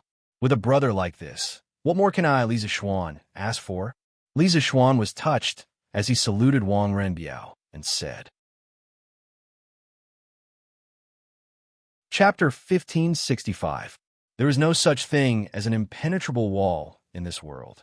The news of Wang Renbiao and Li Jingchu's relationship had already reached the ears of the elders of the Wang family of Taiyuan a few days ago. Li Jingchu was just a merchant's daughter. In the eyes of these elders, who had very serious views on family status, Li Jingchu was far from being worthy of the eldest son of the Wang family. Therefore, there was almost no suspense. Almost everyone in the Wang family opposed this marriage. Some elders even threatened that if Wang Rinbiao insisted on marrying Li Jingchu, he was no longer worthy of being the eldest son of the Wang family and had to be expelled from the family as a punishment. As Wang Rinbiao's father and the current head of the Wang family of Taiyuan, Wang Yu naturally knew about this matter. On one side was his son, and on the other side was his family. Old Wang was actually in a difficult position. Li Zixuan's casual guess hit the nail on the head. Hearing this, Wang Rinbiao couldn't help but be startled. He wanted to deny it, but facing Li Zixuan's aggressive gaze, he sighed and said, "Xiao Xian, you guessed right. Little Xian, your guess is correct. Recently, the elders of the family have indeed expressed their dissatisfaction with my marriage with Jingchu. In 2 days, my mother will also personally come to Qizhou. If I insist on being with Jingchu, it's very likely that my name will be removed from the family. At that time, I should no longer be the provincial governor of Qizhou. Therefore, I have the heart, but not the ability to help Shui Ringe." Hearing this, Li Zixuan's heart sank. When he learned that Wang Renbiao had fallen in love with a merchant's daughter, he guessed that this matter would cause a violent reaction from the Wang family. This was because in history, Wang Renbiao's mother, Princess Tang, didn't like Wang Renbiao's wife because of her low birth. As a result, after Wang Renbiao died of illness, his wife and son were directly expelled from the family and completely became an orphan and widow. "Renbiao, I'll go back to Chang and to treat teacher Wenji first. As for the Wang family, I'll write a letter to your father and see if he can favor you for once. Besides, even if the Wang family wants to abolish your position as the eldest son of the Wang family, they can't take away your position as the provincial governor of Qizhou. This is an official position conferred upon you by the current emperor. If the emperor doesn't speak, you can't be removed. If the Wang clan sends someone into the palace, I will also plead for you in front of His Majesty. You don't have to worry too much." After pondering for a moment, Li Zixuan said slowly, "In Yinshan, Li Gang was critically ill, and this was an extremely urgent matter. Even if Li Zixuan wanted to help Wang Renbiao, he didn't have the time right now. In addition, this was a family matter of the Wang clan. He didn't want and couldn't get too involved. The only thing he could do was act as an outsider and do what he could. For example, if the Wang clan wanted to use Princess Tang and Li Zixuan's relationship to remove Wang Renbiao from his position as governor of Qizhou, Li Zixuan would definitely speak up for him." Wang Renbiao smiled in relief. "Regarding the position of governor of Qizhou, I don't really care about it. You don't have to worry about me, Xiao Xian. You should return to Yinshan to treat teacher Wenji. Even if I don't have the identity of the Wang family's eldest son and the position of Qizhou's provincial governor, I won't starve to death. Even if I'm really at my wit's end, I can still rely on you, right? Xiao Xian, you won't reject me, right?" "Of course not," Li Zixuan said seriously. "We'll always be brothers. Brothers should share weal and woe together. The worst outcome of this is that not only will you lose the identity of the Wang family's eldest son, but you'll also lose the position of governor of Qizhou. But even so, what's the harm? You're still my brother, Li Zixuan." "Ha! Xiao Xian, I'm already satisfied with your words." Wang Renbiao couldn't help but smile. Then, he looked at the son and said seriously to Li Zixuan, "Xiao Xian, teacher Wenji's condition is still more important. It's almost 9 in the morning. You should leave as soon as possible." Li Zixuan nodded and cupped his hands in farewell. "All right, Renbiao, we'll meet again." "We'll meet again." Wang Renbiao cupped his hands and said indifferently. Li Zixuan and Xianxin got on their horses and left Longmen Pass, heading south. Giddy up, Whitey, faster, faster. On the official road from Jiangzhou to Chang, and 2 men were galloping on horseback. The man in front was slightly younger. He was handsome and tall. As the horse was galloping, his hair was pulled back by the wind. The man in the back was slightly older. He was in his 20s or 30s. Although he was handsome, the expression on his face was rather cold. He gave off a feeling that strangers should not approach him. "Xiao Xian, where did you get this horse? It's even faster than a Fergana horse." Xianxin, who didn't like to talk, finally couldn't help but ask after seeing the speed of Whitey under Lisa Schwan. The horse he was riding was a mount that had accompanied him for many years. It was one of the best horses, and he spent a lot of money on it. But now, compared to the big white horse under Lisa Schwan, it suddenly paled in comparison. The big white horse seemed to have the energy to continue accelerating, but the big black horse he was riding was already running at full speed. How could Xian Qing not be surprised? Hearing this, Lisa Schwan turned around to look at Xian Qing's position. He realized that the distance between the two of them was about 30 feet. Thus, he hurriedly slowed down the speed of the horse and replied, "Junior Marshal Uncle, my father bought this horse from the Hu people 2 years ago. After returning home from Mount Longhu last year, I realized that I had some affinity with this horse, so asked my father for it to be my mount." "I see." Xian Qing nodded and didn't ask further. He knew that Lisa Schwan was anxious to go back to Chang and to visit Li Gang. So he said, "Xiao Xian, your horse doesn't seem to be running at full speed. Don't worry about me. Go back to Yunshan at full speed and check on Teacher Wenji's injuries first. I'll be there soon." Lisa Schwan hesitated for a moment, but finally nodded and said, "Okay, youngest uncle, I'll go first. You can go directly to Yunshan. I'll be waiting for you there." "Okay, be careful," Xian Qing said in a low voice. Lisa Schwan turned his head to face the front, then patted Whitey's neck and said anxiously, "Whitey, hurry up." Whitey seemed to be able to feel Lisa Schwan's anxiety. As soon as Lisa Schwan finished speaking, Whitey's speed suddenly increased by 20%, and it was still accelerating. The distance between Lisa Schwan and Xian Qing was getting farther and farther. Last year, when Han Yushi was kidnapped to Xiefeng Stockade, Lisa Schwan felt Whitey's extreme speed when he went to save her. However, it was only a short distance back then, and the whole city was only about 40 miles away. This time it was different. The distance between Jiang Province and Chang was about 500 to 600 miles. Lisa Schwan didn't know how long Whitey could last at full speed, but in order to save Li Gang, who was in critical condition, he could only take one step at a time. At worst, he could wait for Whitey to get tired and use his qinggong to rush for a while. Whitey could follow behind him and rest while running. After resting, he could get back on the horse and continue to run.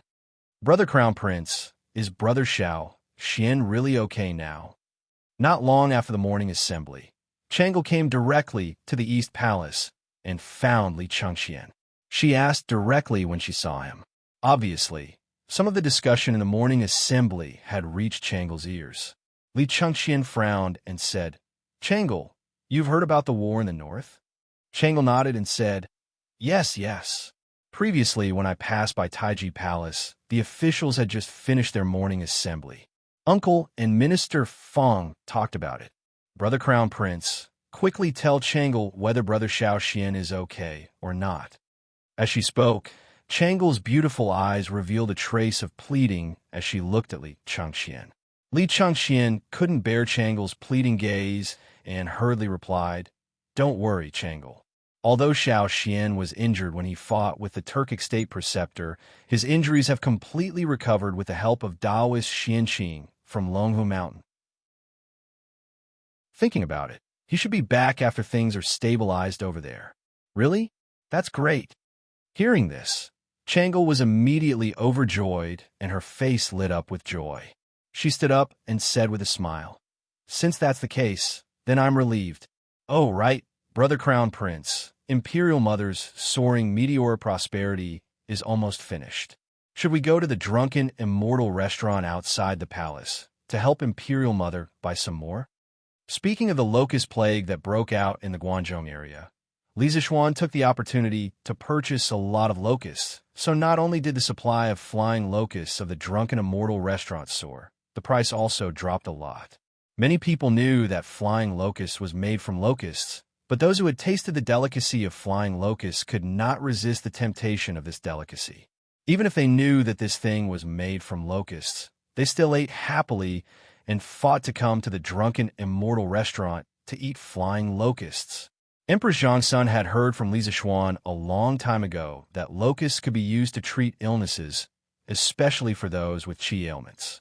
Locusts were very useful, so when the locust plague broke out this year, a batch of prepared locusts was quickly sent to the imperial palace.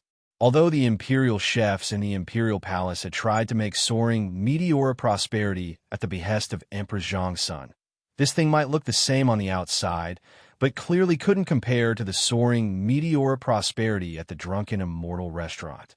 Many times, the soaring meteoric prosperity that Empress Zhang's son ate came from the Drunken Immortal restaurant, because only the soaring meteoric prosperity at the Drunken Immortal restaurant didn't have the earthy taste of locusts. Soaring meteoric prosperity? Hearing this, Li Chengxian quickly shook his head and said, "This thing could be directly sent to the Drunken Immortal restaurant to buy some. Why do we need to personally make a trip?" Changle wrinkled her nose and said unhappily, "Brother Crown Prince, we haven't been out of the palace together for 2 months. Now that we finally have the opportunity, do you want to go out of the palace with Changle?"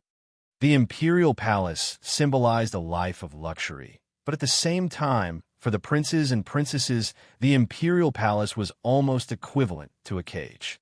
The people in the cage wanted to desperately get out, while the people outside wanted to enter and live a life of luxury.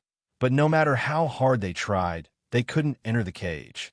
Changle was lively by nature and often liked to go out of the palace. Especially now that her qi ailment had completely recovered, she didn't need Li Er to worry about her health. Li Chengxian thought for a moment and said, Okay, but I have other important things to do today. Tomorrow, I'll take you out of the palace and go to the Drunken Immortal restaurant in Chang'an City. Changle, what do you think? Tomorrow is fine too. Brother Crown Prince, remember to send someone to call me." Changle nodded and then left. Looking at her lively and lovely back, Li Chengxian had a headache and rubbed his head, but his eyes were full of pampering. Yinshan residence. Previously, Li Anren went into the room with Li Er to see Li Gang, who was lying in bed. At this time, little Anren's eyes were red and swollen from crying. He was hiding in his mother's arms and sobbing slightly. Li Er, after staying here for half an hour, had already set the carriage to return to the palace. "Sister Yushi, when will Brother Shaoxian come back to save grandfather?" Li Anren had received a good education since he was young, and he was more sensible than other children. Little Anren had heard some of the conversation between Li Er, Sun Simiao, and Han Yushi, so he couldn't help but ask at this moment. He had a kind of blind trust in Li Zishuan. "Don't worry, Anren. Your brother Shaoxian should be on his way now. He should be back tonight." Han Yushi looked at little Anren with eyes full of heartache and comforted him softly. Chapter 1566. Master, not good. Mr. Wenji's body is hot and his breath is getting weaker. His condition seems to be worsening. At noon, Sun Simiao had just finished his lunch when Hu ran over and said anxiously, "What? This poor Taoist will come right away." Hearing this, Sun Simiao's expression suddenly changed, and then he quickly walked towards Li Gang's room. "Master, look, Mr. Wenji is sweating a lot. Shall I get some medicine to reduce his fever?" Hu followed Sun Simiao to Li Gang's room. Seeing Li Gang sweating profusely, Hu hurriedly stepped forward and used a handkerchief to wipe Li Gang's sweat. After that, she turned to Sun Simiao and said, Sun Simiao had been observing Li Gang's complexion from the side. He frowned and said, "No need. Mr. Wenji is suffering from an internal deficiency and external heat. Yang deficiency is at the bottom and yang deficiency is at the top. It's hot at the top and cold at the bottom. You can't just use medicine to reduce his fever." Hu frowned and couldn't help but touch the back of Li Gang's foot with her hand.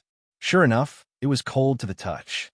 She said in surprise, "It's hot on the inside and cold on the outside." "Master, Teacher Wenji." Speaking of this, she couldn't say the rest of her words, and a trace of deep sadness flashed in her eyes. Sun Simiao sighed and said, "Alas, you guessed right. This is a sign that his condition is worsening and he is about to die.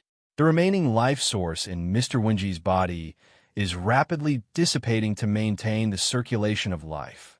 Actually, you go out first. Master is going to perform acupuncture for Mr. Wenji." who looked at the tired Sun Simiao with tears in her eyes.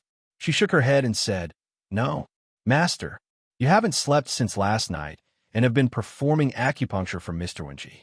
If this goes on, you will definitely be exhausted." Sun Simiao said with a serious face, "Actually, saving the dying and healing the injured is the duty of us doctors. It is also the integrity that all doctors in the world have to practice for their whole lives. If I am afraid of difficulties and don't save people, how can this poor Taoist be worthy of the title of divine doctor? How can I face the hundreds of teachers and students on Yinshan? Quickly go and get the golden needles. Don't delay teacher Wenji's treatment." Who actually looked at Sun Simiao, who had a haggard face and white hair, but a resolute gaze. Endless respect grew in her heart. She knew that Sun Simiao could not be persuaded at this time, so she nodded and replied, "Yes, Master." After saying that, who turned around and left. Soon, she returned to the room with an exquisite wooden box in her hands. She handed it to Sun Simiao and said, "Master, your golden needle." "Yes. How dare you leave first? Close the door and don't let anyone disturb us." Sun Simiao took the wooden box and instructed, "Yes, Master." Who actually wanted to stay and help, but she had never practiced internal martial arts. Naturally, there was no true qi in her body. Staying here would not help at all. It was better to go out and help Sun Simiao, because Sun Simiao could not be disturbed when he was performing acupuncture. "Brother Wenji, hang in there. Little Xian will be back soon." In the room, Sun Simiao looked at Li Gang, who was lying on the bed with his eyes closed and a haggard face. He sighed worriedly and said, only a few days had passed, but Li Gang looked as if he had aged a few years. It was said that illness came like a landslide. For the 82-year-old Li Gang, this sudden accident was burning the last of his life force, and he could die at any time. In fact, just looking at age, Sun Simiao was older than Li Gang by 6 years. However, Sun Simiao paid attention to health and had been practicing Taoist true qi. Therefore, the quality of his body was much better than Li Gang's. The same injury on Li Gang might be fatal, but on Sun Simiao, it was estimated that he would be fine after 2 days of recuperation. After sighing with emotion, Sun Simiao went forward to help Li Gang up. Half lying on the bed, he removed his outer robe and took out the golden needles from the wooden box. With lightning speed, he pierced 3 golden needles into the Zhong Ting, Jia Wei, and Juk acupoints on Li Gang's chest. These 3 acupoints were close to the heart, and if the strength was wrong or the position was off, it would be fatal. Ordinary doctors would be extremely careful when piercing these 3 acupoints, but Sun Simiao pierced all 3 at the same time. His movements were as smooth as flowing water, without a trace of hesitation. After the golden needles were pierced into the 3 acupoints, Sun Simiao did not stop. He used his right hand to twirl the golden needles on the Zhongting, Fengwei, and Juk acupoints. Traces of Taoist true qi passed through the golden needles and slowly into Li Gang's body. Soon, the 3 golden needles began to vibrate together. Sun Simiao opened his palm, and an even more majestic true qi flowed from his palm into the golden needles. Then, through the golden needles, it was guided into Li Gang's heart meridian. Sun Simiao's goal was very simple. He wanted to use his Taoist true qi to supply energy to Li Gang's heart meridian, thereby reducing the consumption of Li Gang's life force. Li Gang's condition had reached such a stage that it was impossible to save him with the power of the medicinal stone. Because all medicine was 30% poisonous, any medicinal herb required the human body to use the liver, kidneys, and other organs to break it down in order for the medicine to work in the body. And all of this required energy to support it. Li Gang was already at the end of his life. It was already difficult for him to maintain the basic activities of life. If he were to take any more medicine, it would undoubtedly speed up his death. Because he understood this, Sun Simiao temporarily gave up on using medicine and switched to the method of transferring qi through the golden needles. It was just that this method of transferring qi through the golden needles consumed too much true qi. In less than 15 minutes, Sun Simiao's forehead was full of sweat. But Sun Simiao did not have any intention of stopping. He was still transferring qi through Li Gang with a serious face. Gradually, as time passed, Sun Simiao's face became paler and paler. However, Li Gang's face gradually became rosy. After some time, Sun Simiao finally could not hold on any longer. He lost his balance and almost fell onto the bed. Luckily, Old Sun's hands and feet were still agile. He held onto the beam of the bed in time and steadied himself. Taoist son, don't waste your energy. I know that my time is up.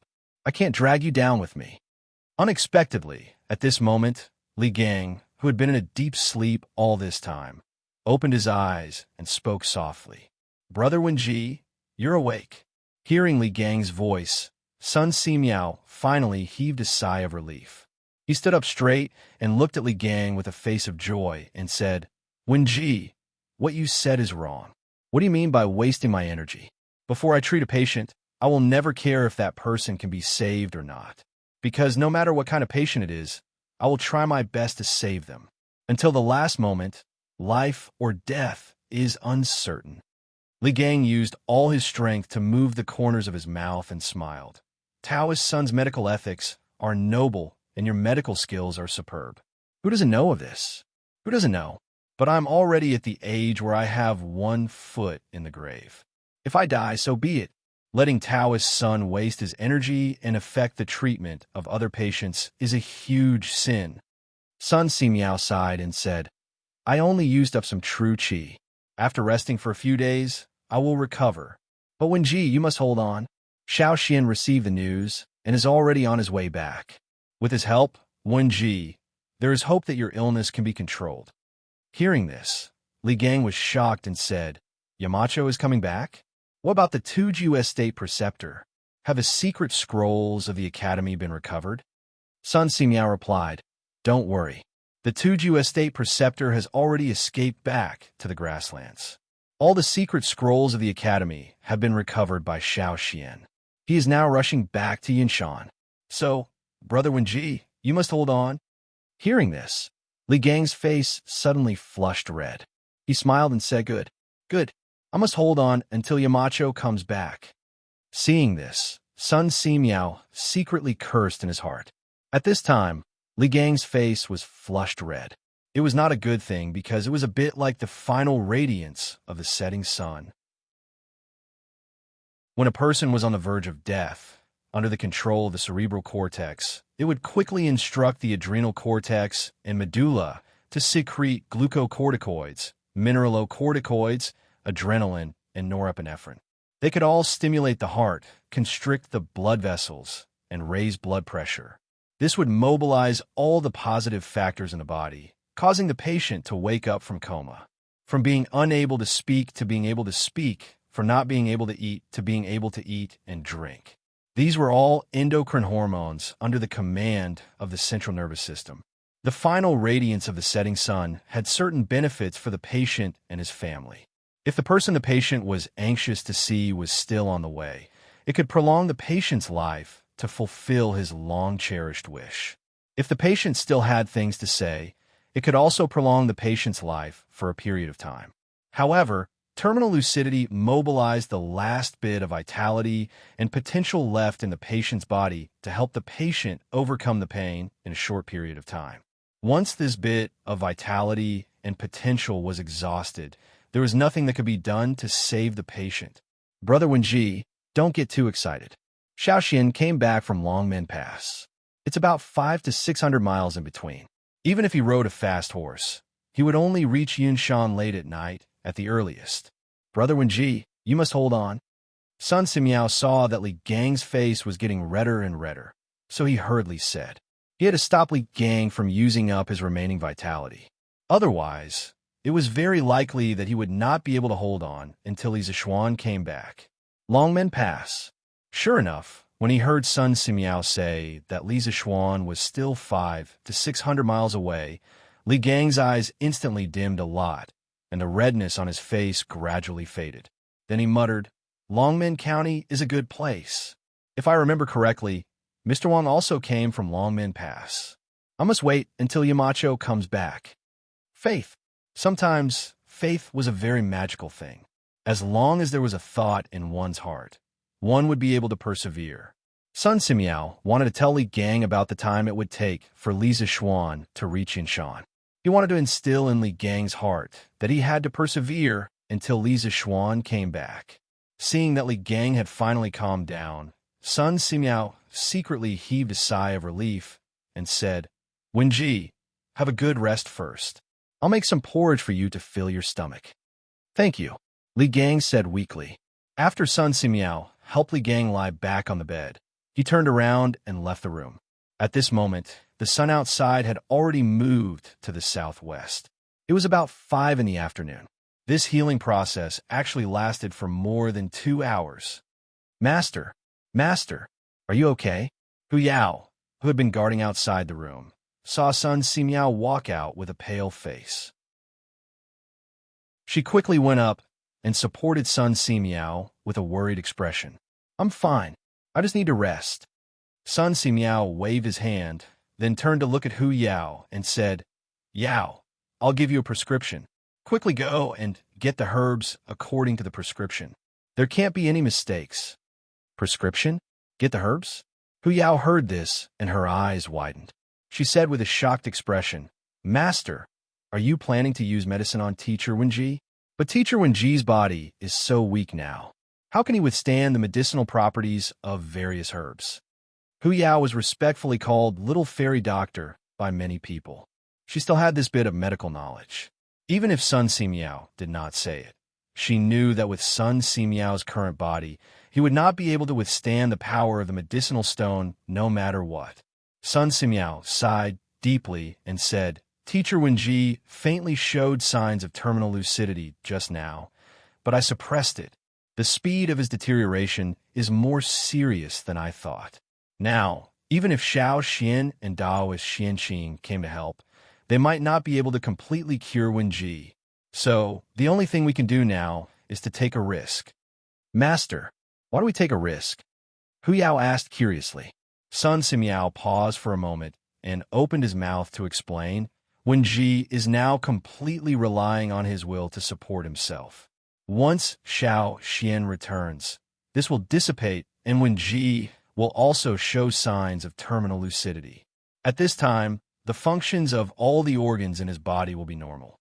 Although after this short period of normalcy, he will exhaust his life force and die, I could take advantage of this period of time, when Wenji's body is normal, to let the medicine enter his body and extend the time of terminal lucidity through the golden needle. As long as the medicine can take effect during this period of time, it can cure the symptoms and cure the root cause, fundamentally saving Teacher Wenji's life. And this terminal lucidity will become a revival from the dead.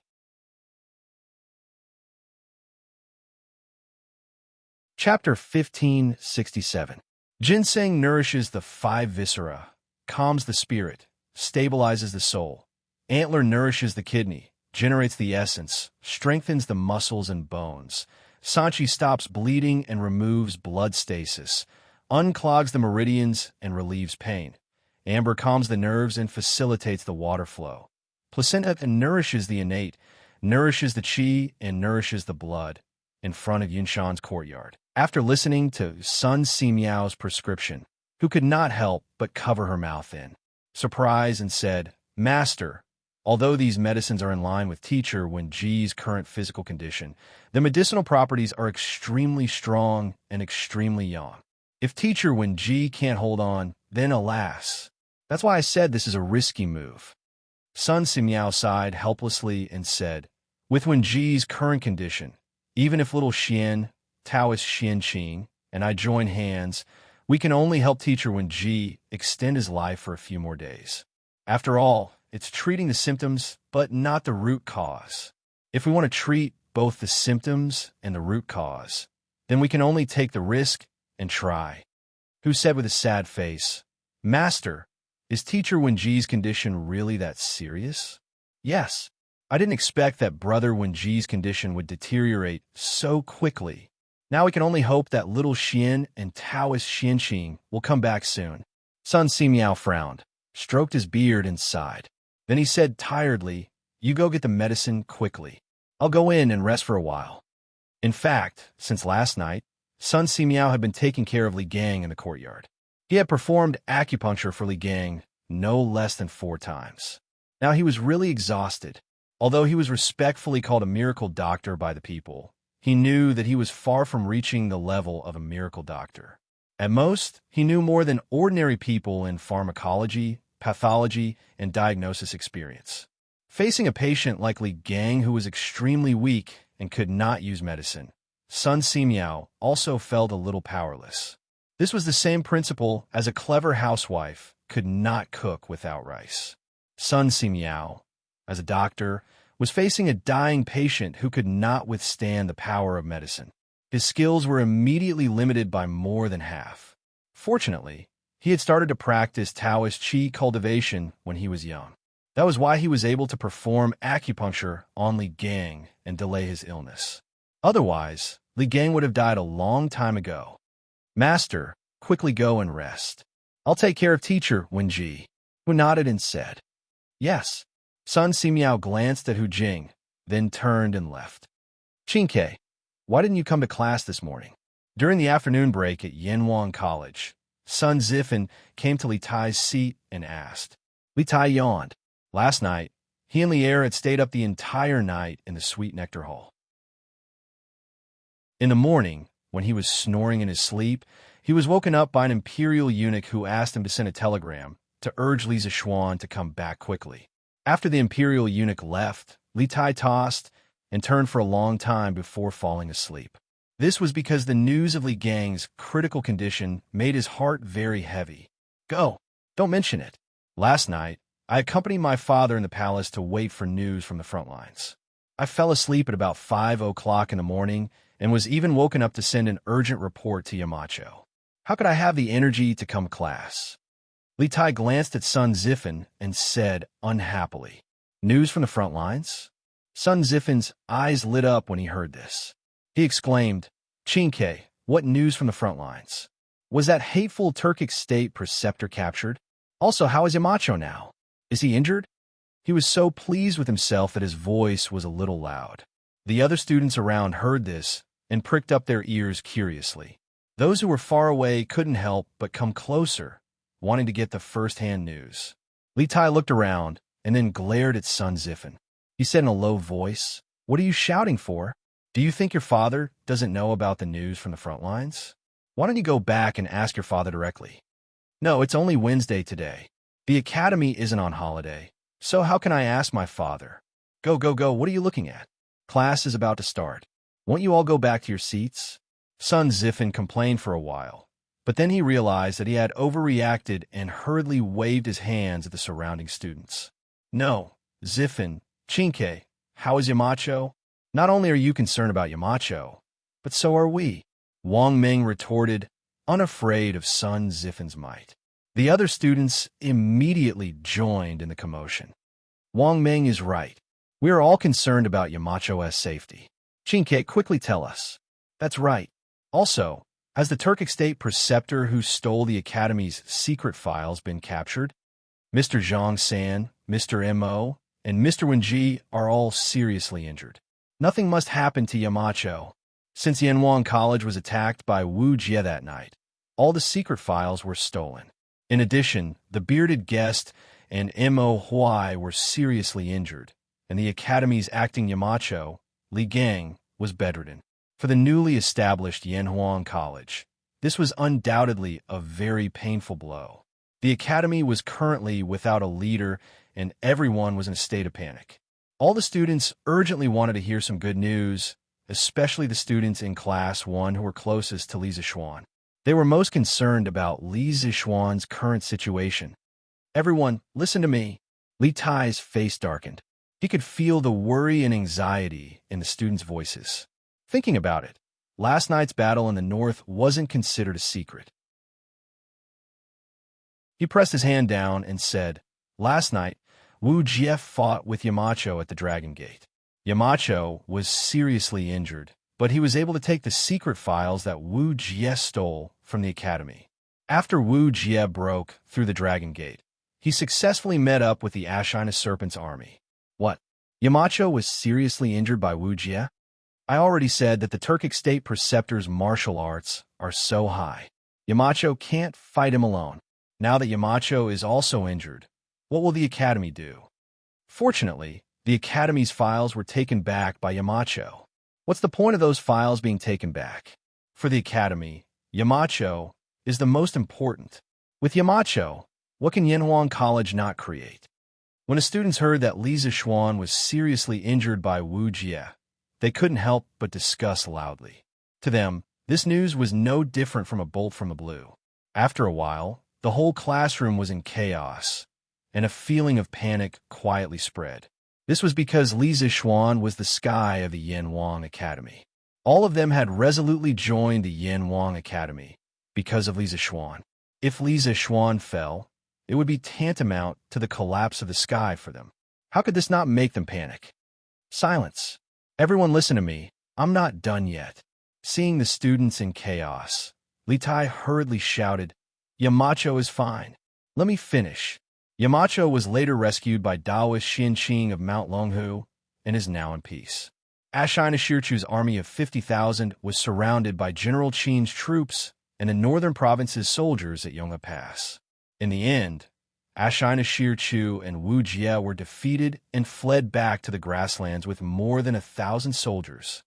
Hearing this, the students immediately cheered in surprise. What? Yamacho is fine? That's great. Qin-Ke, is this news true? Is Yamacho really okay? Yes. Qin-Ke, is this news reliable? Hearing that some people doubted the authenticity of the news, Li Tai couldn't help but stare. This news is naturally true. This morning, Yamacho was urgently summoned back by my imperial father. They should arrive at Yinshan tonight. If you don't believe me, you'll know when the time comes. What? Yamacho is already on the way back to Yinshan? Sun Zifen was surprised. That's right. Li Tai nodded. Teacher Wenji is critically ill, and Divine Dr. Sun can't deal with it alone. Yamacho and Daoist Xianqing are both skilled in medicine. With their help, Teacher Wenji's illness can be cured. Teacher Wenji is critically ill. Hearing this, everyone's hearts couldn't help but sink. Then, in their minds, the scene of Li Gang standing in front of the students and facing the peerless master Wu Jie alone appeared, causing many of the students' eyes to turn red.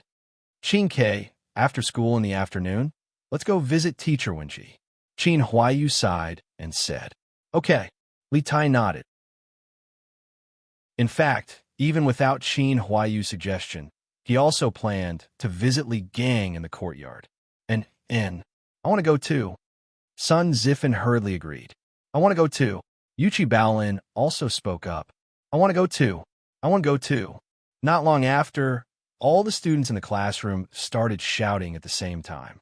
The sun was setting in the west. On the official road outside Yongji City in Puzhou, Li Zixuan was riding alone. As for Xianqing, he had already been left far behind. Along the way, Big White's speed and endurance had greatly exceeded his expectations.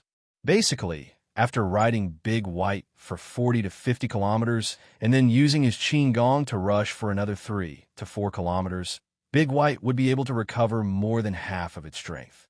After that, he would be able to ride Big White and gallop wildly again.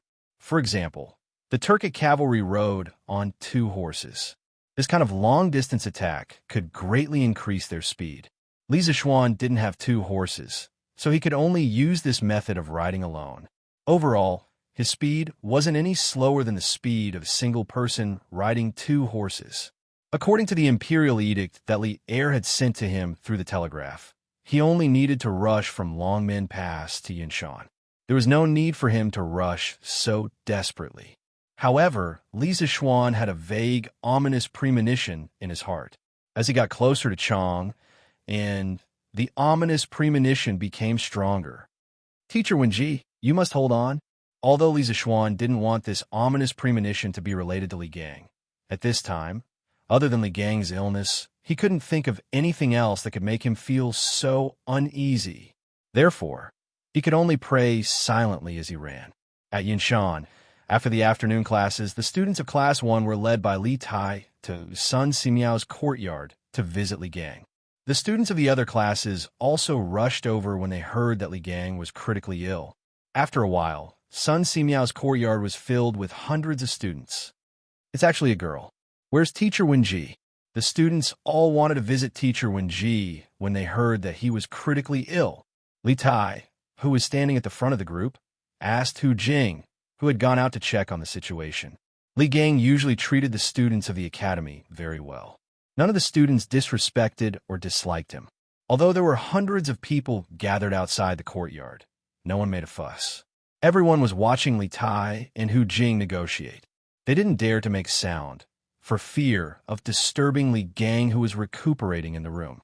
It was precisely because the students did not kick up a fuss that Hu Jing's expression became slightly better.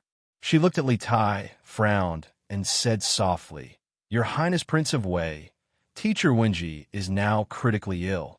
My master is currently administering acupuncture and transferring qi to Teacher Wenji. Both of them need to be quiet and should not be disturbed. Once my young master and Taoist priest Xianqing arrive at Yinshan, my master will work with them to save Teacher Wenji. Now, your Highness and young masters should return." Although Li Tai was anxious, he knew that Hu Jing's words made sense. He nodded sadly and cupped his hands, saying, "All right then. Miss, if Teacher Wenji gets better, please come to the academy to inform us. Tai will be very grateful." Who actually nodded her head lightly and replied, Go back." Li Tai turned around and waved to the rest of the students. Although the students were unwilling in their hearts, they had no other choice in the current situation. They could only leave. Thus, the students reluctantly looked at the door of the courtyard as they moved their feet and turned to leave. Wait. Chapter 1568. Teacher Wenji, don't worry. We'll definitely do our best tomorrow. Teacher Wenji, don't worry. We'll definitely do our best tomorrow. Li Gang's words didn't sound out of place when spoken by Sun Simiao. Instead, Sun Simiao's low tone resonated with the students, especially when they thought about how Li Gang was bedridden and needed someone else to relay his words. The students couldn't help but feel sour in their hearts. Thus, under the leadership of Li Tai, the group of students spoke with determination. Finishing their words, the students bowed towards the direction of the courtyard before turning around and leaving. The academy had a self-study session at night. After listening to Li Gang's words, the students' hearts were filled with energy as they planned to shine in this final exam. At the very least, they couldn't disappoint Li Gang. "Boyong, help me get a meal from the cafeteria later." "I won't be going." I was just about to say that." "Wenbo, why don't you help me get a meal?" I suddenly remembered that I still haven't figured out the question that Teacher Su taught yesterday. You only haven't figured out one question. I still have a few questions that I haven't figured out in the previous math exam. Hurry up and help me get a meal. I'm going back to the classroom to study. It's settled then. After the exam, I'll treat you to a big meal at the Drunken Immortal restaurant. No, I don't want to go to the Drunken Immortal restaurant. I want to study. After leaving the courtyard, the students hastened their footsteps and walked towards the academy. Many students didn't even bother to eat dinner in order to be able to cram before the exam. At this time, if anyone were to disturb their studies, that person would be their life and death enemy and would definitely not be forgiven. "Master, are you hungry? I'll go and cook for you." After the students left, the courtyard instantly became quiet. Hu actually raised his head and looked towards Sun Simiao and asked. Sun Simiao thought for a moment and said, "No need to trouble yourself. Go to the academy's cafeteria and get some porridge. Brother Wenji can only eat this now." "Yes, master." Hu actually responded and hurriedly went to the kitchen to get cutlery. Sun Simiao looked in the direction where the students left and sighed with a complicated expression. A moment later, he returned to Li Gang's room with his hands behind his back. "Taoist son, have the children gone back?" When Li Gang heard the sound of the door being pushed open, he quickly opened his eyes and turned his head to look at Sun Simiao. They're all going back. Sun Simiao walked to the bedside and bent down to check Li Gang's pulse. It's good that he left. It's good that they're gone. These children are still young and have a good time to learn. How can they waste their time on an old man like me? Hearing this, Li Gang's face relaxed as he muttered to himself. Sun Simiao frowned. After an entire afternoon, Li Gang's pulse had become even weaker. This meant that Li Gang's life was rapidly draining away. This was not a good sign. According to this speed, Li Gang probably wouldn't be able to last until dawn tomorrow. What? Is it because my body can't take it anymore? Li Gang had lived for a long time and had the ability to observe people's expressions. He quickly noticed Sun Simiao's serious expression. After thinking for a while, he understood. However, there wasn't the slightest fear on his face. Instead, he smiled faintly. Life and death were nothing. After these few days of struggling back and forth between life and death, Li Gang had already seen through life and death. In fact, his heart was already prepared for death. Brother Wenji, the students of the academy all hope that you can recover as soon as possible. You must hold on. She actually went to the cafeteria to get some porridge. Eat some before you rest. I estimate that Xiaoxian will be back in a few hours. Regarding Li Gang's illness, Sun Simiao chose to avoid talking about it. At this time, the most important thing was to stimulate Li Gang's desire for life. Yamacho, Li Gang murmured, and his eyes suddenly became deep. Then, he turned to look at Sun Simiao.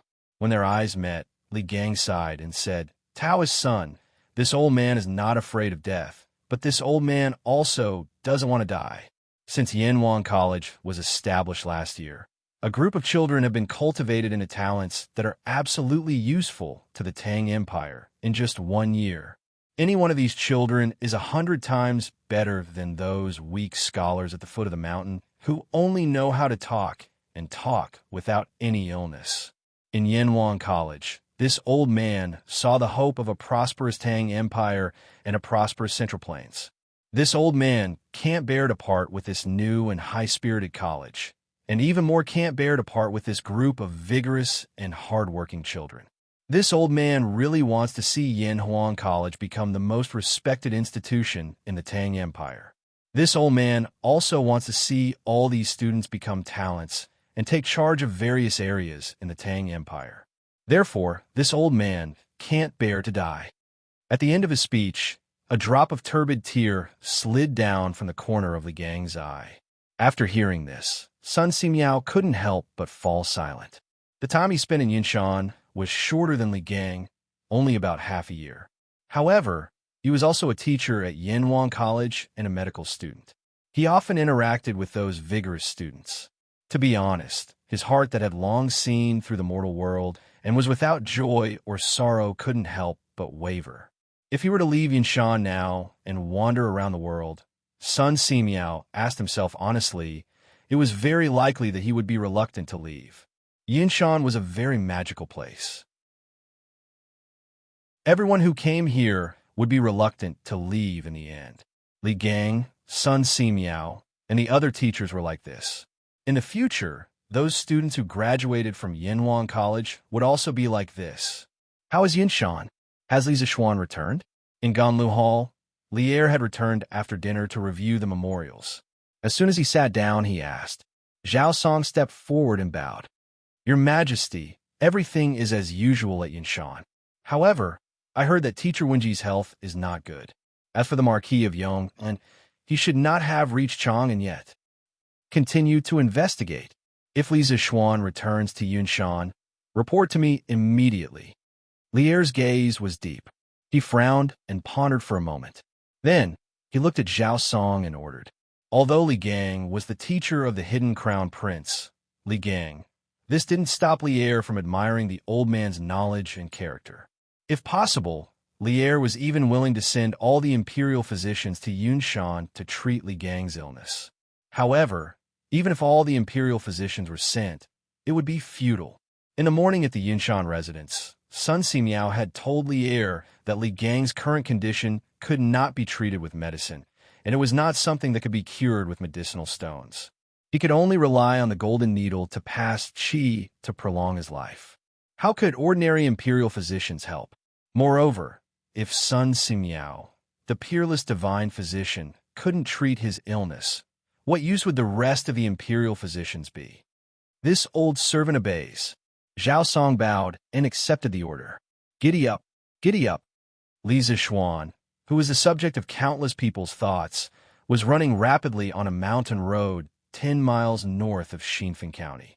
The place he was at was called the Taihang Mountains in modern times. In ancient times, it was called the Taibai Mountains. It was surrounded by forests, and there was only one main road in the middle for people to walk on. In the middle of the forest, the sounds of insects and birds could be heard everywhere. Anyone walking on this road alone would feel afraid.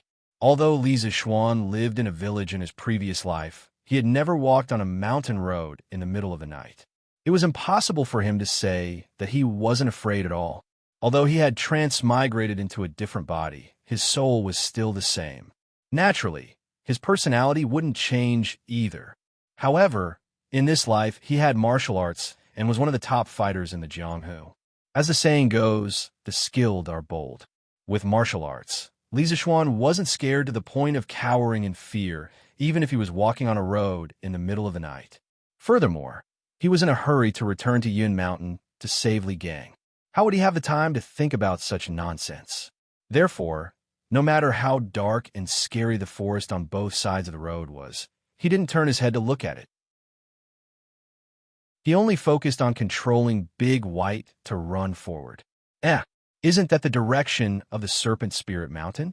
Why is there a fire at the top of the mountain? Because it was a cloudy night and there was no moon, the night sky was as dark as ink. Therefore, the fire at the top of a mountain 2 miles ahead of Li Zixuan was particularly eye-catching. Li Zixuan discovered the abnormality at the top of the mountain almost immediately. What surprised him wasn't the fire at the top of the mountain, but the location of the mountain. It was the Spirit Snake Mountain. Back then, Li Zixuan had driven the celestial lamp to the top of the Spirit Snake Mountain and bombed it from all directions. Therefore, he was very familiar with the location of the Spirit Snake Mountain. He was very sure that the mountain with the fire was the Spirit Snake Mountain. Strange. The 7 cultivators of true virtue has already been exterminated. Why is there still a fire at the Spirit Snake Mountain? Could it be that there are still remnants of the 7 cultivators of true virtue living there? Li Zixuan frowned and couldn't help but mutter to himself in a low voice. Although he had all kinds of doubts in his heart, he didn't have any intention of changing his route. After all, the most important thing right now was to return to Yun Mountain and save Li Gang. Li Junjian, you're crazy. The dragon head said that no lights are allowed on the Spirit Snake Mountain at night. Who told you to light a fire? On the Serpent Spirit Mountain, a burly man in gray clothes saw someone burning a bonfire on the edge of the cliff in the west. He hurriedly walked forward and recognized the identity of the man beside the bonfire. Then, the burly man in gray clothes sternly scolded. Lord Meng. The man sitting beside the fire was Li Junxian. When he heard someone coming from behind him, he quickly stood up and said, Lord Meng, my brothers went down the mountain today and caught a chicken. I happen to be good at roasting chicken, so I wanted to roast a chicken in the middle of the night to show my respect to Lord Meng. Lord Meng, please forgive me. Please don't report this to the dragon head.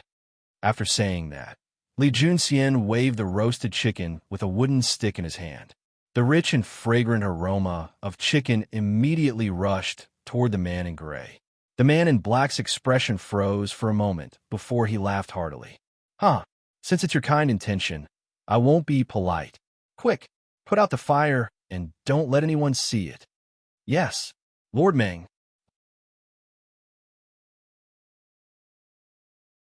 Chapter 1569. Mr. Wenji. After Li Zixuan got off his horse, he didn't even have time to rest.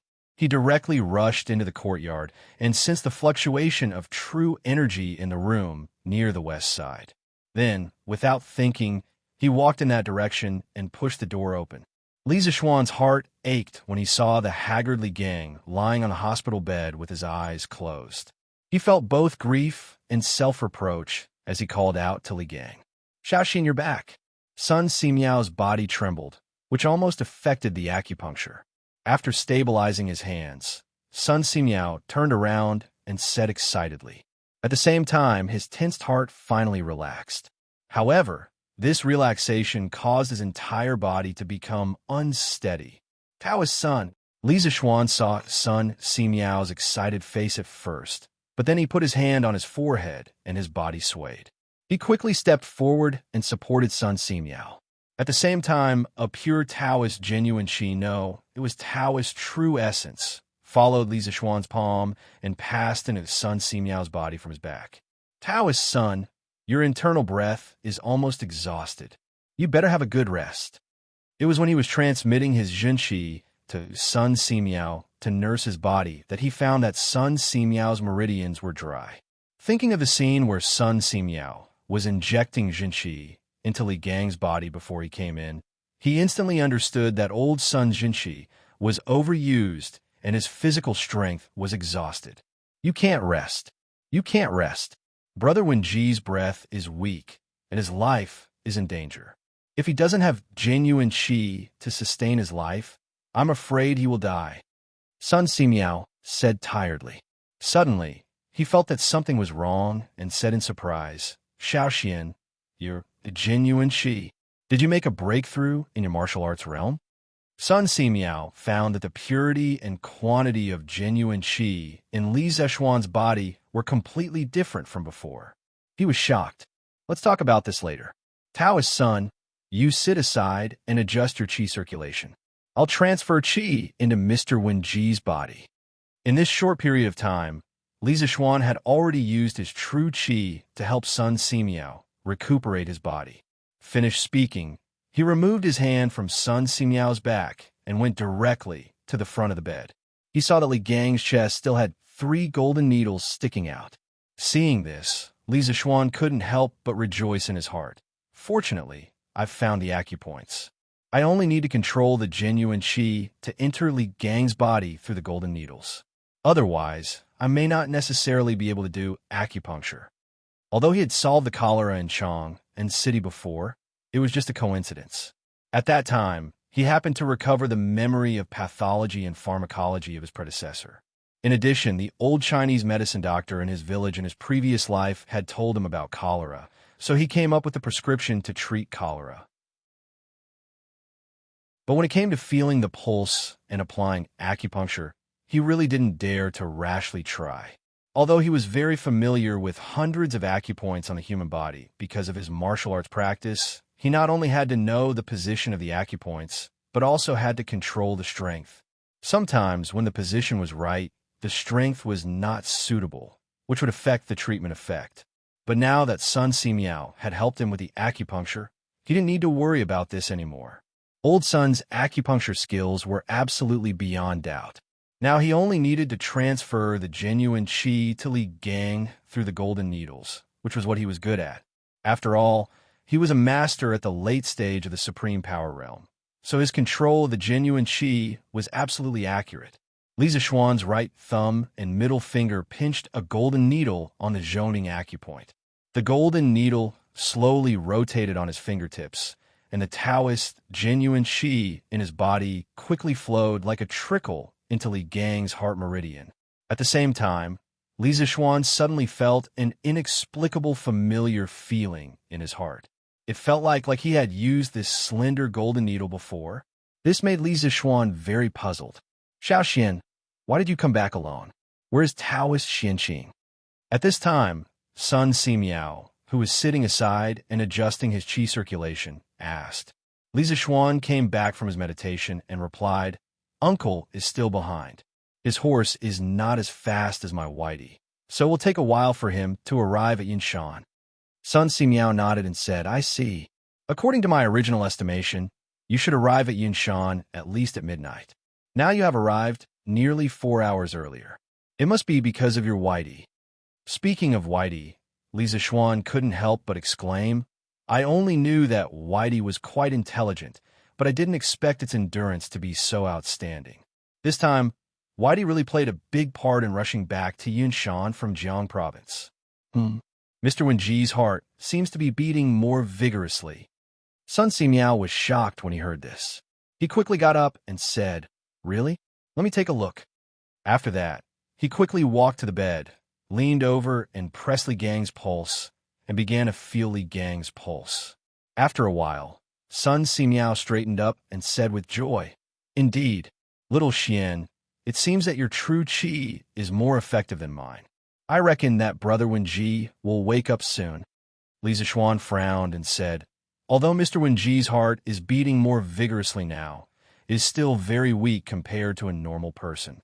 Taoist son, what is the source of Mr. Wenji's weakness?" This was a question that he urgently wanted to know. Before returning to Yinshan, he roughly heard about the situation that night from Meng Wenhao. Logically speaking, Li Gang only suffered some superficial wounds at most. His life shouldn't be in danger. Sun Simiao sighed and said, "Little Xian, Wenji is already 82 years old this year. Once a person gets older, their limbs, bones, and internal organs become more fragile. Although Brother Wenji only suffered some superficial wounds that night, for a person of his age, such injuries can be fatal. It's not his body that is injured, but his vitality. When his vitality dissipates, it will be the day his soul returns to the world." Li Zishuan thought for a moment and asked doubtfully, "Since he has lost his vitality, why don't you give Mr. Wenji some medicine to consolidate his vitality? The effect should be better if the medicine is combined with the gold needles, right?" Sun Simiao shook his head and said, "When Brother Wenji was first sent here, he could still take some medicine. But later, his body became weaker and weaker, to the point where he couldn't withstand the power of the medicine. After all, medicine is 30% poison. He doesn't have the ability to detoxify the poison in the medicine now. Giving him medicine is tantamount to feeding him poison." "I see." After hearing this, Li Zishuan knew how weak Li Gang's body was at the moment. Sun Simiao was exhausted from transferring true qi to Li Gang. If he came back later, Li Gang would probably die. "Sister Yushi, is Brother Little Xian back?" In the main hall of Sun Simiao's courtyard, Han Yushi and Li Lian's family of 3 were all here. As soon as the two sides met, little Anren ran over quickly and looked up at Han Yushi. Compared to before, little Anren's face no longer had the innocent smile of the past. His eyes were also red. He must have cried many times this day. Looking at his pitiful appearance, Han Yushi bent down and stroked Li Anren's little face. She said affirmatively, "Yes. Anren, your brother Little Xian is indeed back. He's now inside, treating your grandfather. Let's wait outside now. Don't disturb him." Speaking of which, she saw Big White outside the courtyard just now. Naturally, she was sure that Li Zishuan had returned to Yun Mountain. Yes. Li Anren nodded heavily. Then, he looked up at Han Yushi with a hopeful expression and asked, "Sister Yushi, Brother Little Xian can definitely cure grandfather's illness, right?" Looking at the pleading in the depths of Li Anren's eyes, Han Yushi felt very uncomfortable. This reminded her of the way her mother looked at the doctors in the city when she was about to die. It was exactly the same as the way Li Anren was looking at her now. After a moment of silence, Han Yushi said softly, "He will. Anren, your grandfather's illness will definitely be cured. Yamacho, you're back?" In the room, after about half an hour, Li Gang finally woke up from his deep sleep. After seeing Li Zishuan in front of him, Li Gang was pleasantly surprised. "Yes, I'm back. Mr. Wenji, I'm back late. I made you suffer." Li Zishuan's nose twitched, and he almost cried out. Li Gang was already at the age where he could enjoy the rest of his life. Why was he still working hard on Yin Mountain? Why was he injured? In the end, wasn't it because of him, Li Zishuan? It's this old man who made Yamacho worry and run around. Alas, once a person gets old, they'll become useless. Li Gang didn't want Li Zishuan to blame himself too much, so he quickly took over the conversation and said, "Mr. Wenji, please don't say that. You're the anchor of Yinwang College. You can't fall. I'll definitely cure you." Li Zishuan said anxiously as he channeled his true qi into his body. Sun Simiao, who was standing to the side, frowned and hurriedly bent over to take Sun Simiao's pulse. As soon as he took Li Gang's pulse, Sun Simiao's expression changed drastically. Li Gang's pulse was gradually becoming stronger and more like that of a normal person. This was the final radiance of the setting sun, a sign of dying. Master, Mr. Wen Ji's medicine is ready. Right at this moment, Hu actually walked in with a large porcelain bowl. Steam was rising from the top of the bowl, and the smell of Chinese medicine could be smelled from afar.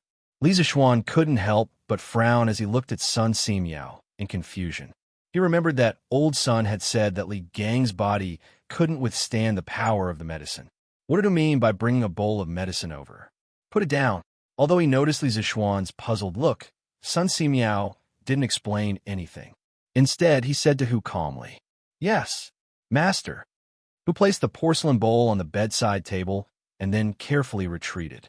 Li Zishuan's nose twitched, and he took a few deep breaths. He was familiar with medicine and medicinal properties, so he instantly smelled the herbs in this bowl of medicine. Mountain ginseng, purple placenta, deer antler, Panax nodo ginseng, amber.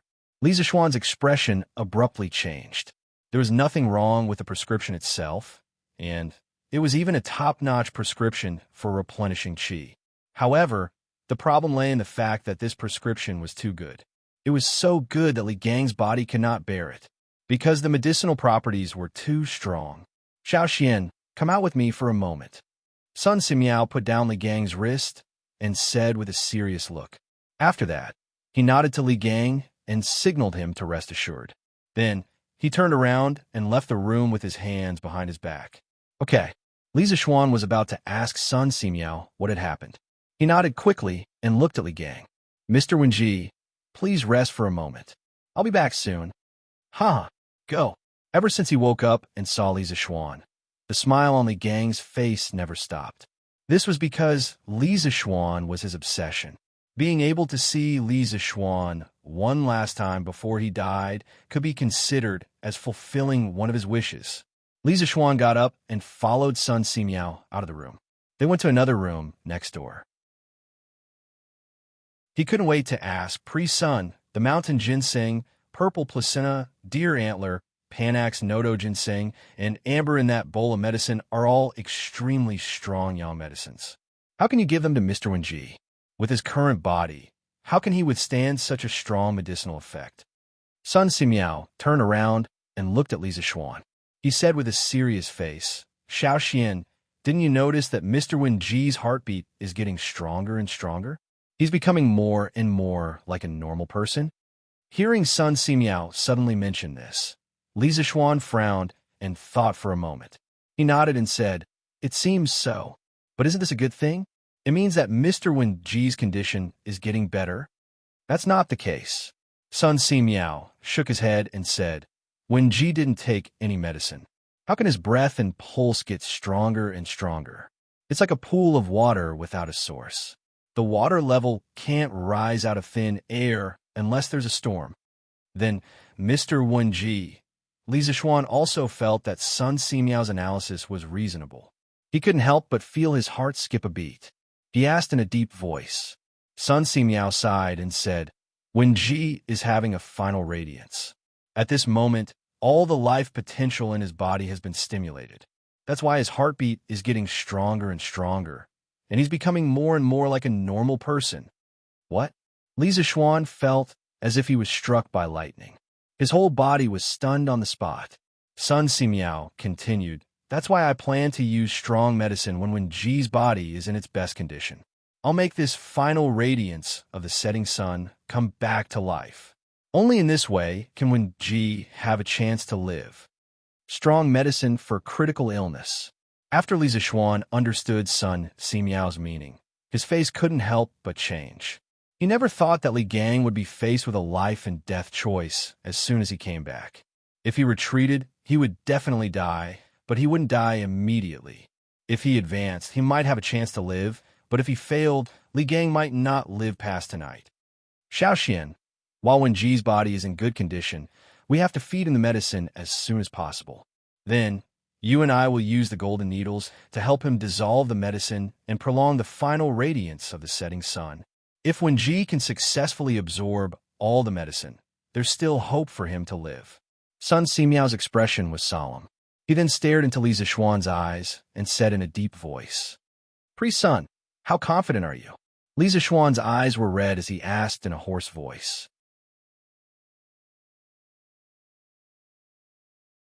Chapter 1570. Little Xian, a 10% chance or a 100% chance is the same to this Taoist. Because no matter what the situation is, this Taoist will do his best.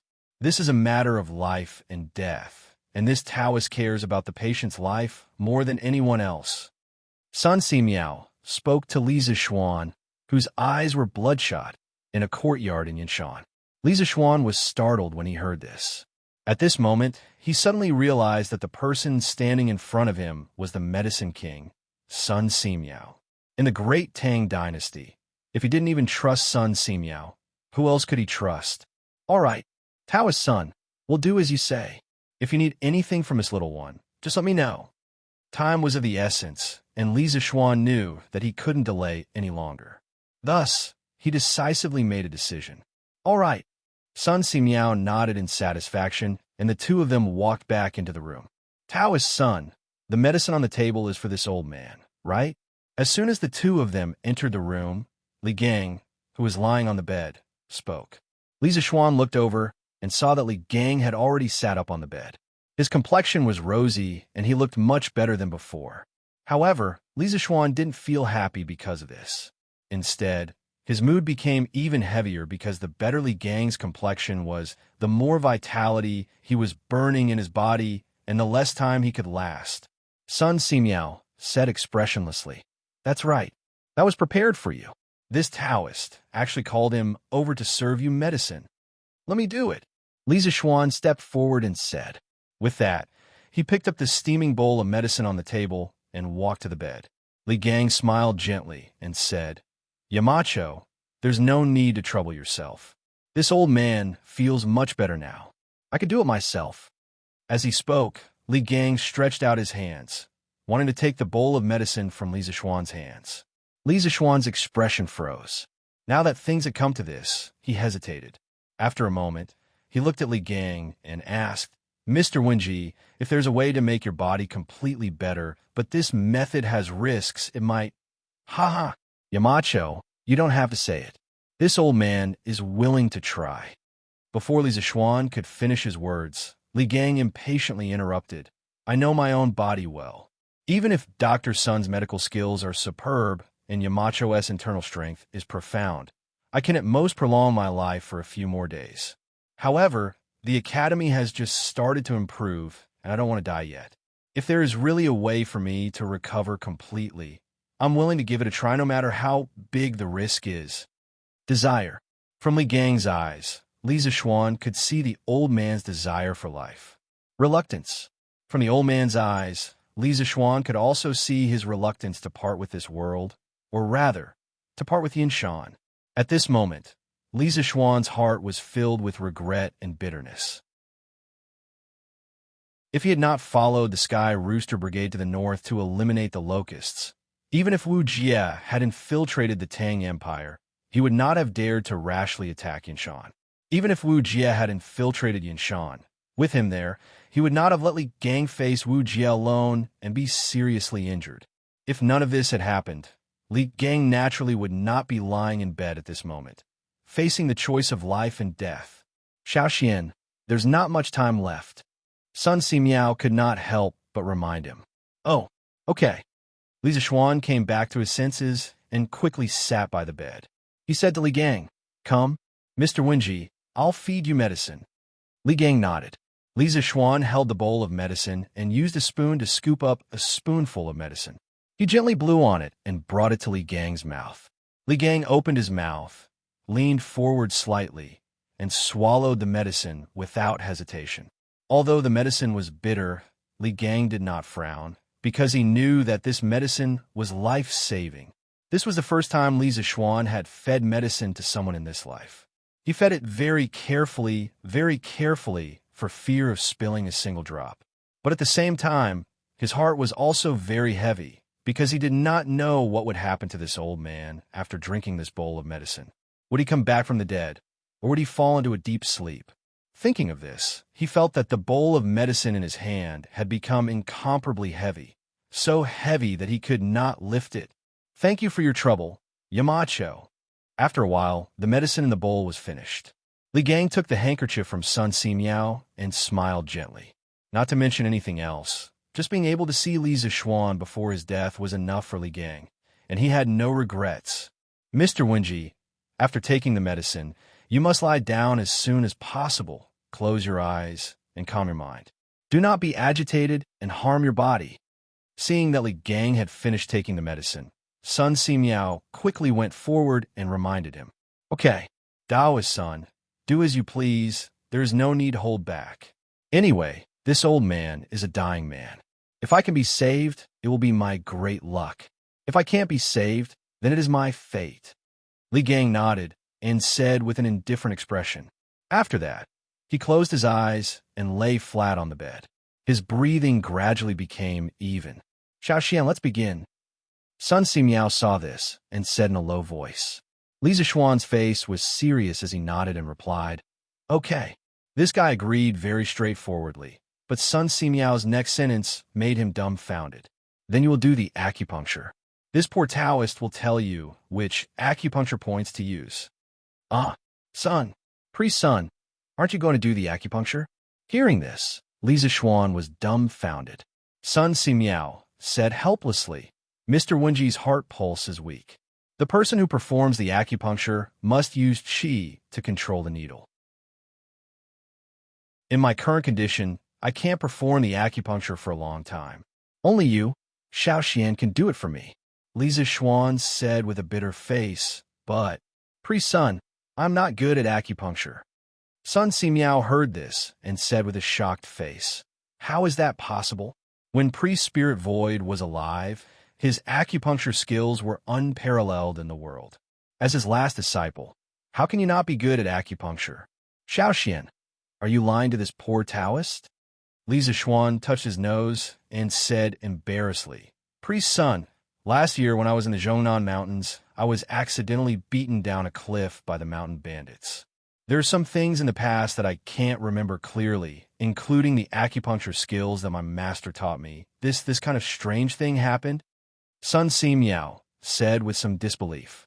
Li Zishuan was embarrassed, but he couldn't tell Sun Si Miao that he was an outsider and that his memory was not completely integrated when his soul crossed over, right? If he really said that, Sun Si Miao probably wouldn't believe him. "Priest son, how about this?" Li Zishuan saw that the rise and fall of Li Gang's chest was gradually stabilizing. He guessed that Li Gang had fallen asleep. He knew that he couldn't delay any longer. Just at this moment, a thought flashed through his mind. He thought of an idea and said, "Taoist son, I will pass my true qi to you. You can perform acupuncture. This way, you won't have to worry about your true qi drying up." Sun Si Miao's eyes lit up, but then he frowned and said, "Xiaoxian, this method is feasible, but for you, the consumption of your true qi will be very terrifying. It will be faster than you using your true qi to perform acupuncture. Have you thought about it?" Li Zishuan gritted his teeth and said, "I have thought about it. Don't worry, priest son, I can definitely hold on. In addition, my martial uncle is also rushing back to Cloud Mountain. With martial uncle around, teacher Wenji will definitely be fine." Sun Si Miao thought about it and then nodded. "That's good. Let's begin." After saying that, he took a wooden box from the table next to him and took out 2 golden needles from the wooden box. Then, Sun Si Miao took a deep breath and suddenly moved his hands at the same time. 1 upward and 2 downward. He stabbed Li Gang's Feng Min and Juyan acupoints. Li Zishuan, who was standing at the side, saw Sun Si Miao's amazing acupuncture technique and couldn't help but be immersed in it for a moment. "Xiaoxian, quickly transfer your true qi to this poor priest." Just as Li Zishuan was immersed in Sun Si Miao's extraordinary acupuncture technique, Sun Si Miao's words woke him up from his contemplation. "Oh, okay." Li Zishuan hurriedly responded. Then he put his palm on Sun Si Miao's back and controlled his true qi to slowly enter Sun Si Miao's body. He and Sun Si Miao were both Taoists. Although they practiced different qi-nourishing skills, They were essentially of the same origin, and there was no mutual rejection of true qi. However, Sun Simiao was right about one thing. That was, by transferring true qi to others and then letting others use qi to control the needles, the consumption of true qi would be even greater. Fortunately, Li Zixuan was now a martial arts master at the late stage of the supreme power realm. The amount of true qi he had was not the same as before. According to Xian Qing's words, Li Zixuan not only had true qi in his body, but also the true essence that only the masters of the supreme power realm had. This was what Li Zixuan was relying on now. With the support of Li Zixuan's true qi, Sun Simiao's movements became faster. In just a few breaths, Li Gang's body was covered with 12 golden needles. When Sun Simiao was inserting the needles were quickly and smoothly pushed in at the right time. Li Zixuan was amazed by Sun Simiao's performance.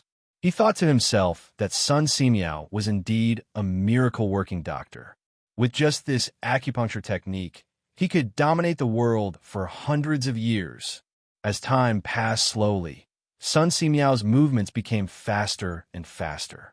Correspondingly, Li Zixuan felt that the consumption of true qi in his body was getting faster and faster. According to the consumption rate of true qi, Li Zixuan felt that the true qi in his body would be exhausted in 2 hours at most. Thinking of this, Li Zixuan could not help but frown. At this moment, he finally felt that it was tricky. Li Gang, who was lying on the bed, had more and more golden needles on his body. The pain caused by the needles piercing his skin did not keep Li Gang awake. Less than half a quarter of an hour after Sun Simiao inserted the needles, Li Gang had fallen asleep. The frequency of his chest rising and falling was slowly decreasing. Although the speed of decrease was very slow, Li Zixuan next to him noticed it. Oh no! Mr. Wenji's breathing rate has changed from 18 times per minute to 14 times per minute. It seems that the bowl of decoction is harming the original vitality in his body while consolidating his corporeity. It can't go on like this. Li Zixuan had been paying attention to Li Gang's breathing rate, so he could notice such a small change as the loss of 4 breaths per minute. A normal person's breathing rate was 16 to 18 times per minute. Now, Li Gang's breathing rate was only 14 times per minute. Li Zixuan thought that it was a bit serious. It meant that Li Gang was probably in a deep coma now, and the vitality in his body was rapidly decreasing. After hesitating for a while, Li Zixuan carefully mobilized the spiritual qi of heaven and earth in his body, which was the Jinqi that Xian Qing mentioned. He did not dare to transfer all of this Jinqi to Sun Simiao. Although Sun Simiao had practiced some Taoist kung fu, he did not practice it for fighting.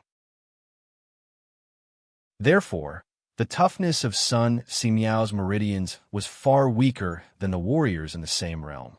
For this reason, Li Zixuan separated a very small trace of the Jinqi in his body, pushed it out of his meridians, and then passed it to Sun Simiao through his palm. Sun Simiao's body suddenly trembled because he suddenly felt a very lively and vigorous qi enter his body. Then, this trace of qi was not under his control at all. It directly drifted out of his meridians, followed his palm, and then followed the golden needle in Li Gang's chest and drilled into Li Gang's heart meridian. Humph! Li Gang, who was in a deep sleep, suddenly groaned. His pale face quickly became rosy at a speed visible to the naked eye. Seeing this, Sun Simiao could not help but be overjoyed. He murmured, "It's done. The decoction is finally working. Wenji's body is gradually getting better. Little Xian, work harder. We must buy time for Wenji." Seeing that the trace of Jinqi did not cause any harm to Li Gang, Li Zixuan could not help but let out a sigh of relief. At this moment, he heard Sun Simiao's excited shout. Li Zixuan hurriedly said, "Daoist son, just do your best. I can still hold on." Sun Simiao let out a light sigh and nodded. "Good. Then I'll continue with the acupuncture." With that, Sun Simiao took out 3 more golden needles from the wooden box and pierced them into Li Gang's Shunkei, Shimin, and Zhongzhu acupuncture points. Your Majesty, Your Majesty, good news, good news. Sweet Du Hall. Lier finished reading the memorials and was preparing to return to the harem to rest.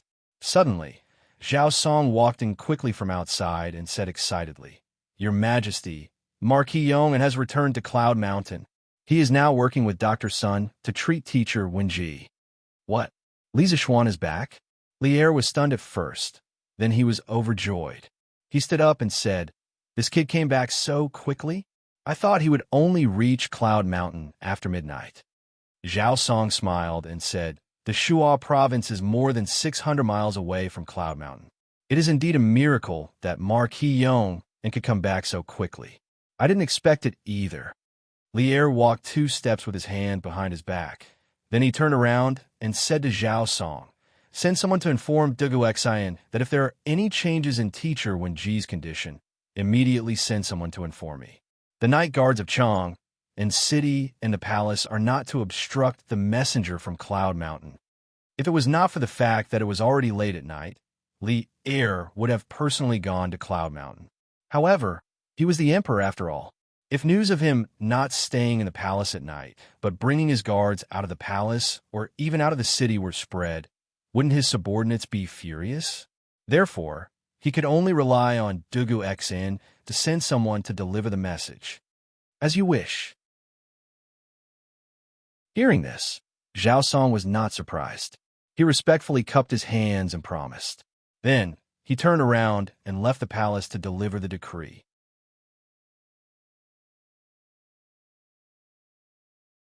Chapter 1571. Clang, clang, clang. In the academy, most of the students in Class 1 did not rush out of the classroom and return to the dormitory to rest as usual. Instead, they sat quietly in their seats and flipped through their books, as if they did not hear the gongs and drums. Qingke, how do you think teacher Wenji is doing now? Yuchi Baolin lay weakly on the table. After hesitating for a long time, he got up and walked to Li Tai, who was sitting next to him, and asked. Li Tai was still doing exercises. When he heard this, he immediately stopped writing. He thought seriously and said, The situation should not be optimistic. In the evening, we want to see Dr. Sunday.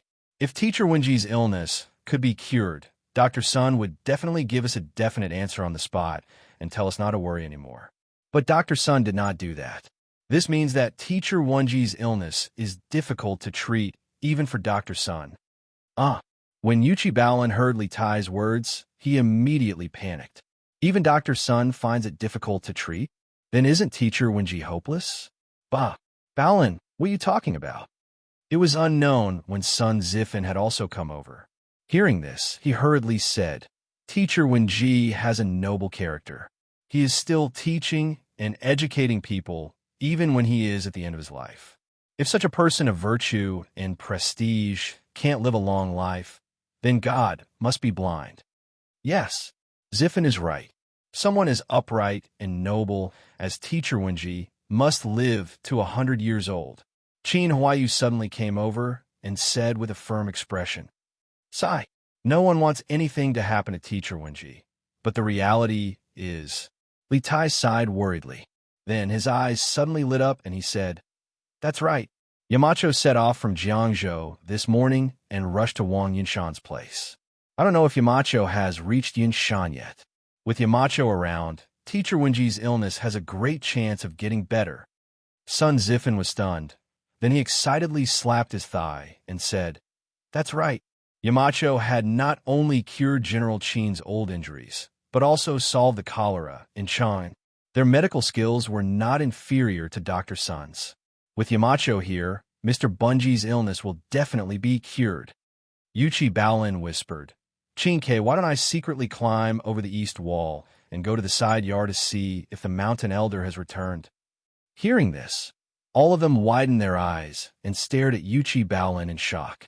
Sun Zifan opened his mouth and said in shock, Baolin, you can't be serious, right? By the way, why are you so concerned about teacher Wenji's condition? Of course I'm telling the truth. Yuchi Baolin straightened his neck and said, Teacher Wenji is a good teacher. I respect him and don't want anything to happen to him. This simple and honest young man had always been straightforward and didn't like to talk to others in a roundabout manner. Although his words were simple, they were the truest portrayal of his heart. If he did not respect Li Gang from the bottom of his heart, he would not have risked his life to protect Li Gang when Wu Jie broke into the Cloud Mountain that night.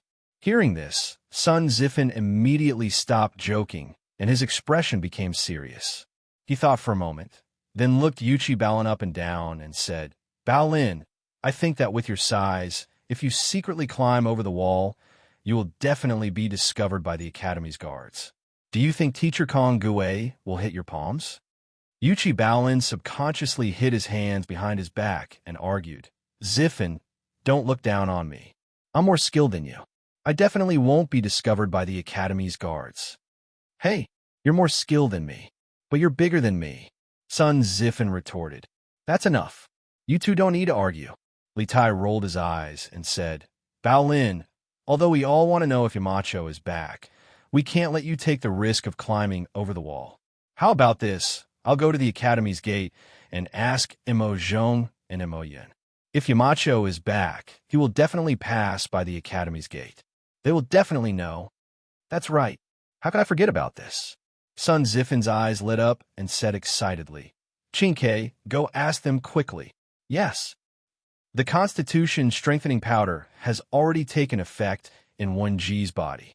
Wen Ji's qi and blood are becoming more vigorous, but the medicine has activated his internal organs. He needs to consume more vitality to maintain his body's normal operation. Little Xian, we can't let our guard down at this time. Otherwise, the poison in the medicine will backfire on Wen Ji's heart meridians. In the Yinshan courtyard, Li Gang's treatment had reached the most critical stage. Although Sun Simiao had the support of Li Zishuan's true qi, he was the one who applied the needles. In addition, Li Zishuan's true qi was circulating through his body, which also brought a lot of burden to him. Therefore, at this time, Sun Simiao was already tired and sweating profusely. Taking advantage of the time when the golden needles were inserted into the acupuncture points, Sun Simiao wiped his sweat and said with a serious face, Li Zishuan, who was instilling vital energy into Sun Simiao, gritted his teeth and said, "Don't worry, Taoist Sunday. I can still hold on for a long time." In fact, Sun Simiao's current situation was also very bad. Even though he was already a master at the late stage of the Supreme Power Realm, he had consumed more than 30% of his true qi in just half an hour. Especially later, when there were more and more golden needles on Li Gang's body, Sun Simiao had to consume more true qi to control the needles with his qi. At the rate of consumption, it was estimated that an ordinary martial artist at the Supreme Power Realm would have run out of true qi at this time. Half a month ago, there were 3 Zhongshu realm martial artists on Yinshan Mountain. It was reasonable to say that there was no shortage of people who could instill vital energy into Wen Ji's body. However, the problem was that the other 2 Zhongshu realm martial artists of the Academy were seriously injured by Wu Jie that night. Duga Duxing and Duga Duxing were still injured. Li Zishuan naturally couldn't be so heartless as to call them over to help instill vital energy into Wen Ji's body. Good. Next, this poor Taoist will perform a series of needles to completely open up Wen Ji's heart and lungs. Xiaoxian, you have to be mentally prepared. The amount of vital energy required for the series of needles will be several times more than before. Sun Simiao nodded lightly. He took out 8 golden needles from Li Gang's abdomen and head while instructing Li Zishuan. Li Zishuan took a deep breath and said, "Don't worry, Taoist Sunday. This little one is ready." "Good," Sun Simiao responded. Then he took out a golden needle and pierced it into the Huagai acupoint above the heart like lightning. Then his fingers moved slightly, and the golden needle stood on Li Gang's body and began to vibrate spontaneously. Then Sun Simiao didn't stop. He took out another golden needle and pierced it into the Yutong acupoint. A moment later, this golden needle also began to vibrate spontaneously. After that, Sun Simiao did the same thing and used the golden needles to pierce the Zhongting, Fanwei, Tonggu, Yumin, and Shunfeng acupoints. Li Gang's Yuxiong acupoint suddenly showed a situation of 7 needles. Moreover, these 7 golden needles were all trembling involuntarily under the effect of Sun Simiao's true qi. If one was close enough, they could even hear the trembling of the golden needles. Xiaoxian, speed up the infusion of vital energy. Only the most crucial step is left. Sun Simiao held the 8th golden needle and took a deep breath as he spoke to Li Zixuan. Okay. Li Zixuan gritted his teeth and replied. Then, he controlled more vital energy and channeled it into Sun Simiao's body through his palm. Sun Simiao had only practiced some qi nurturing techniques. The toughness of his meridians was far from Li Zixuan's, and even worse than Yuqi Baolin's. Suddenly receiving such a powerful amount of vital energy, his face quickly began to redden. Suppressing the pain from his meridians, Sun Simiao held the 8th golden needle in his hand and quickly pierced it into Li Gang's Lingshu acupoint. Clang! Li Zixuan, who was in the middle of instilling vital energy into Sun Simiao, suddenly heard an extremely clear metallic sound. After the 8th golden needle pierced in, the remaining 7 golden needles on Li Gang's Yuxiong acupoint actually began to vibrate at the same frequency and amplitude as the last golden needle.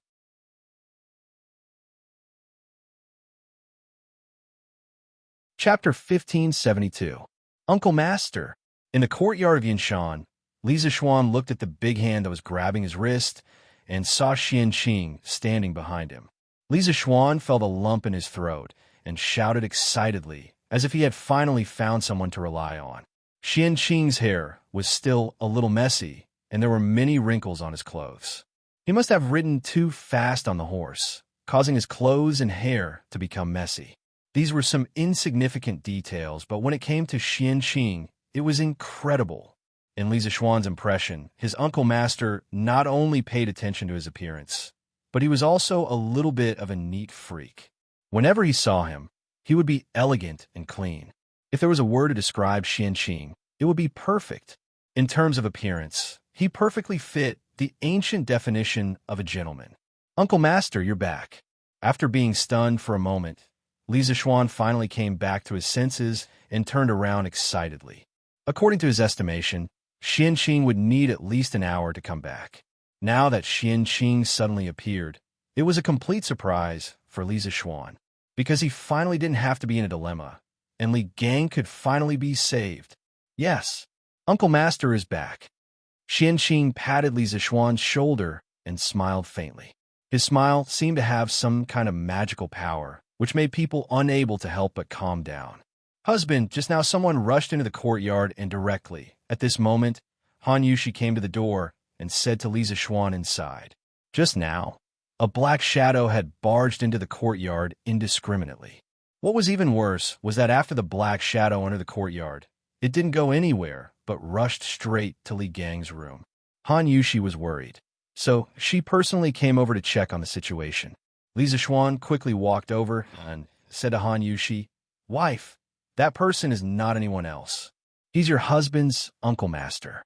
Don't worry, go back to the main hall to accompany Xiao Anren and the others." So, it is Martial Uncle. Han Yushi heaved a sigh of relief. During the day, she had heard from Lier that not only was Li Zixuan coming back today, but Li Zixuan's martial uncle from Mount Longhu's Celestial Master Dao was also coming back. Then, husband, I won't disturb you anymore. After saying that, Han Yushi looked at Li Zixuan reluctantly. Speaking of which, although Li Zixuan had returned to Yinshan for quite some time, this was the first time the couple had met. In addition, Li Zixuan had gone to the north for disaster relief for more than 10 days. How could Han Yushi not miss him? However, this was the critical moment to save people. Han Yushi also understood that Li Zixuan couldn't be delayed, so she decisively took the initiative to leave. After watching Han Yushi leave, Li Zixuan couldn't help but feel a little heartache as he looked at her thin and beautiful back. However, he adjusted his mentality in the blink of an eye. He reached out to close the door and then turned to the bedside. He pointed at Xianqing and introduced him to Sun Simiao. Daoist son, this is my martial uncle. What do you think about my martial uncle starting the needle? Without waiting for Sun Simiao to speak, Xianqing said, Daoist son, tell me how to start the needle. Although my medical skills are not as good as senior brothers, I think I should be able to start the needle. Sun Simiao nodded and said, I've heard that Daoist Xianqing cultivates both medicine and martial arts. With you starting the needle, I'm naturally relieved. Good, let's start over there. Xianqing didn't hesitate at all. He directly stepped forward and came to the bedside. He took a deep breath and was ready to start the needle for Li Gang. Sun Simiao slowly opened his mouth and said, Concentrate and calm your qi. Let the qi go to the dantian. Break the blue spirit and Shaohai. Move a part of the genuine qi to the thumb. Start with the genuine qi. Break the acupoints with the genuine qi, and then start the needle. Sun Simiao explained the method of starting the needle with the 8 wandering dragon needles. Xianqing carefully started the needle according to the method taught by Sun Simiao. As the golden needles were removed from the 8 acupoints on Li Gang's upper body one by one, Xianqing's expression didn't become relaxed. Instead, he frowned more tightly. At this moment, Li Zixuan was concentrating on observing Xianqing's method of removing the needles. He didn't notice the change in Xianqing's expression at all.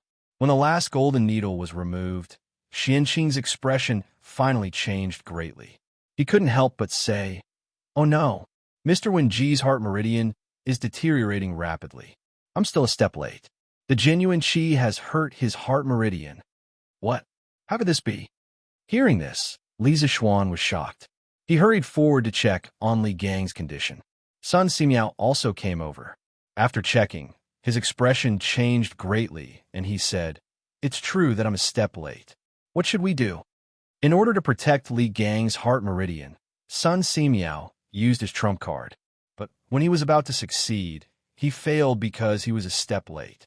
Even Sun Simiao, who had excellent medical skills, didn't know what to do at this time. Are there any unused golden needles here? Just when everyone was in a panic, Xianqing asked. Li Zixuan was stunned, and then he nodded quickly and said, Yes, yes, yes. Uncle, please wait a moment. I'll get them now. After that, he turned around and walked directly to the door. Although there were many golden needles in the wooden box beside the bed, they were all used just now. In Xianqing's opinion, they were contaminated with foul qi and were not suitable to be used again. Just take 13 golden needles. Xianqing added.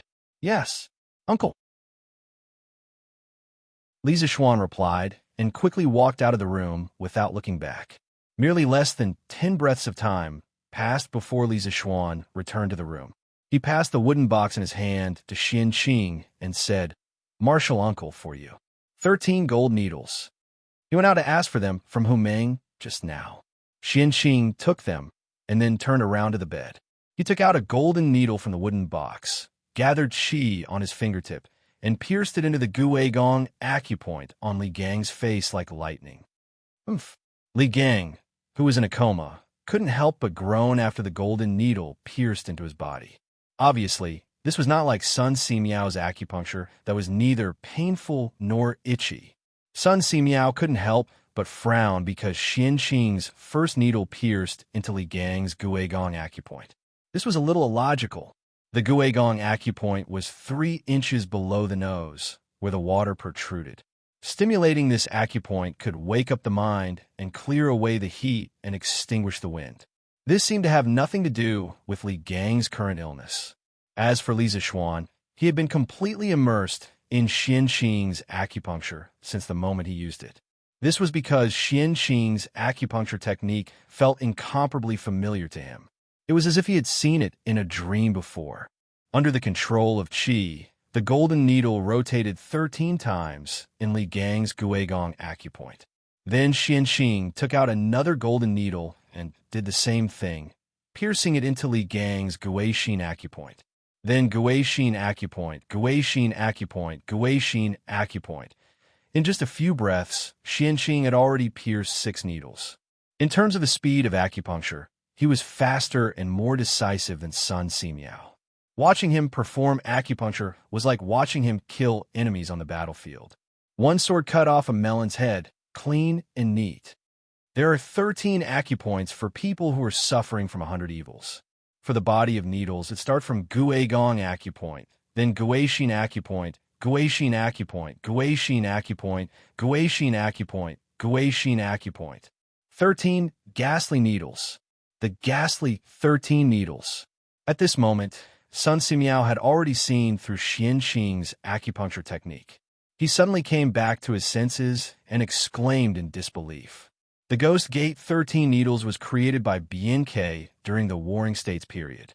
The corresponding 13 acupuncture points were Ghost Seal, Ghost Palace, Ghost Cave, Ghost Fortress, Ghost Road, Ghost City, Ghost Hall, Ghost Pillow, Ghost Heart, Ghost Leg, Ghost Faith, Ghost Camp, Ghost Song, and Ghost Minister. Those with weak heart meridians and insufficient vitality would never relapse after being cured by the ghastly 13 needles. It could be said to be a medical miracle. Other than protecting the heart and replenishing vitality, the Ghost 13 needles could also be used to treat insomnia, depression, and rage. It was said to be able to drive away all kinds of evil. It was a special treatment method of acupuncture and was also the most magical part of acupuncture and moxibustion. The first needle stops in the Ghost Palace. The left needle goes down and the right needle goes out. Under the big fingernail of the second hand, the famous Ghost Xin stabbed 3 centimeters deep. The 3 needles under the big fingernails were called Ghost Piling 2 Fun. 4 needles were inserted into the Daling acupoint behind the palm. 5 needles were inserted into the Ghost Heart. 5 needles of the Shun My Meridian is the Ghost Path. The fire needle is 3 times and 7 times shiny. The 6th needle goes down the spine, 1 inch into the hair, and is called Ghost Pillow. The 7th needle goes down 5 centimeters and is called Ghost Bed Needle, needs to be warm. The 8 needles are called Ghost City. From the left to the right, you must remember. While Sun Simiao was shocked, Li Zixuan's eyes blurred, and he muttered to himself, Is this the acupuncture technique of the Ghost Gate 13 needles? Sun Simiao's heart was in turmoil. He stared at Li Zixuan as if he had seen a ghost. Because just half an hour ago, Li Zixuan told him that he didn't know how to use acupuncture. But now, how could he explain these words that came out of Li Zixuan's mouth? Was he pretending to be stupid before? Or did he have an epiphany at this moment? Sun Simiao was puzzled, but he was more inclined to the latter guess. Li Zixuan had an epiphany at this moment. That's right, Li Zixuan did have an epiphany at this moment. To be precise, he finally found the memory of the previous owner of his body using acupuncture to save people. In his memory, spiritual master Ling Xu's best acupuncture technique was the Ghost Gate 13 needles. Under his influence, the previous owner of this body had already memorized the acupuncture technique of the Ghost Gate 13 needles. He also had a lot of acupuncture experience. But for some reason, when Li Zixuan transmigrated, he was unable to integrate the memories of the previous owner of this body. Maybe it was because his realm was not high enough, or maybe it was because he didn't have enough opportunities. At this moment, his realm was high enough, and his opportunities were high enough. So he remembered everything. Not bad. It seems that you haven't forgotten the Ghost Gate 13 needles that eldest senior brother taught you. Come and give Marshal Uncle a hand. At this moment, after piercing the 8th needle, Xian Qing raised his head and looked at Li Zixuan with a gratified smile. The reason why he could come back so quickly was that when he was still 30 miles away from Cloud Mountain, he abandoned his horse and used Qing Gong to hurry back. Even though Xian Qing was a top expert of half a step to the Great Grandmaster realm, he couldn't bear such a huge consumption of energy. At this moment, after piercing the 8th needle, the vital qi in his dantian was almost empty. Coincidentally, he saw that Li Zixuan still remembered the Ghost Gate 13 needles clearly, so he said this.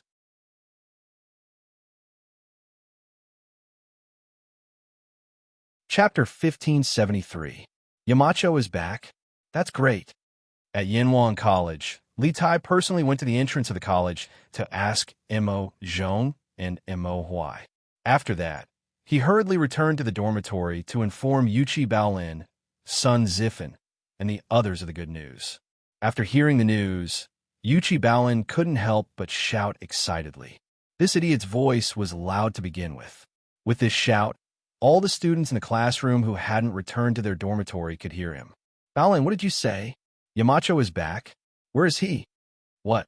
Yamacho is back? How is that possible? As soon as Yuchi Baolin finished speaking, 6 or 7 students immediately surrounded him and asked all at once. Li Tai rolled his eyes at Yuchi Baolin. Yuchi Baolin scratched his head awkwardly and then explained to the surrounding students. Qingke just went to the entrance of the college to ask brother Mo Zhong. I heard that Yamacho has returned to Yunshan and is currently treating teacher Wenji's illness at the side courtyard. After receiving confirmation from Yuchi Baolin, Class 1's dormitory instantly boiled over with excitement. Yamacho is really back. Doesn't that mean that teacher Wenji can be saved? I remember that Yamacho's medical skills are very good. Yamacho also knows medical skills? Why wouldn't they? Duki's old injury was cured by Yamacho. If you don't believe me, you can ask Yu.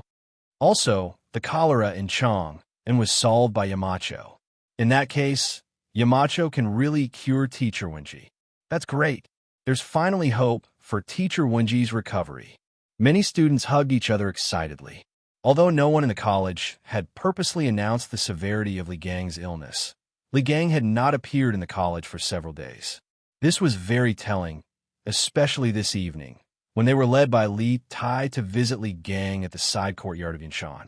However, they were stopped by Sun Simiao. At that moment, all of them understood that Li Gang was critically ill. Now that they suddenly learned that Li Zexuan had returned to Yunshan, they finally saw hope. They saw hope for Li Gang's recovery.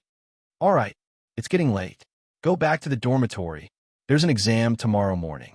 Don't forget what Wenji told you.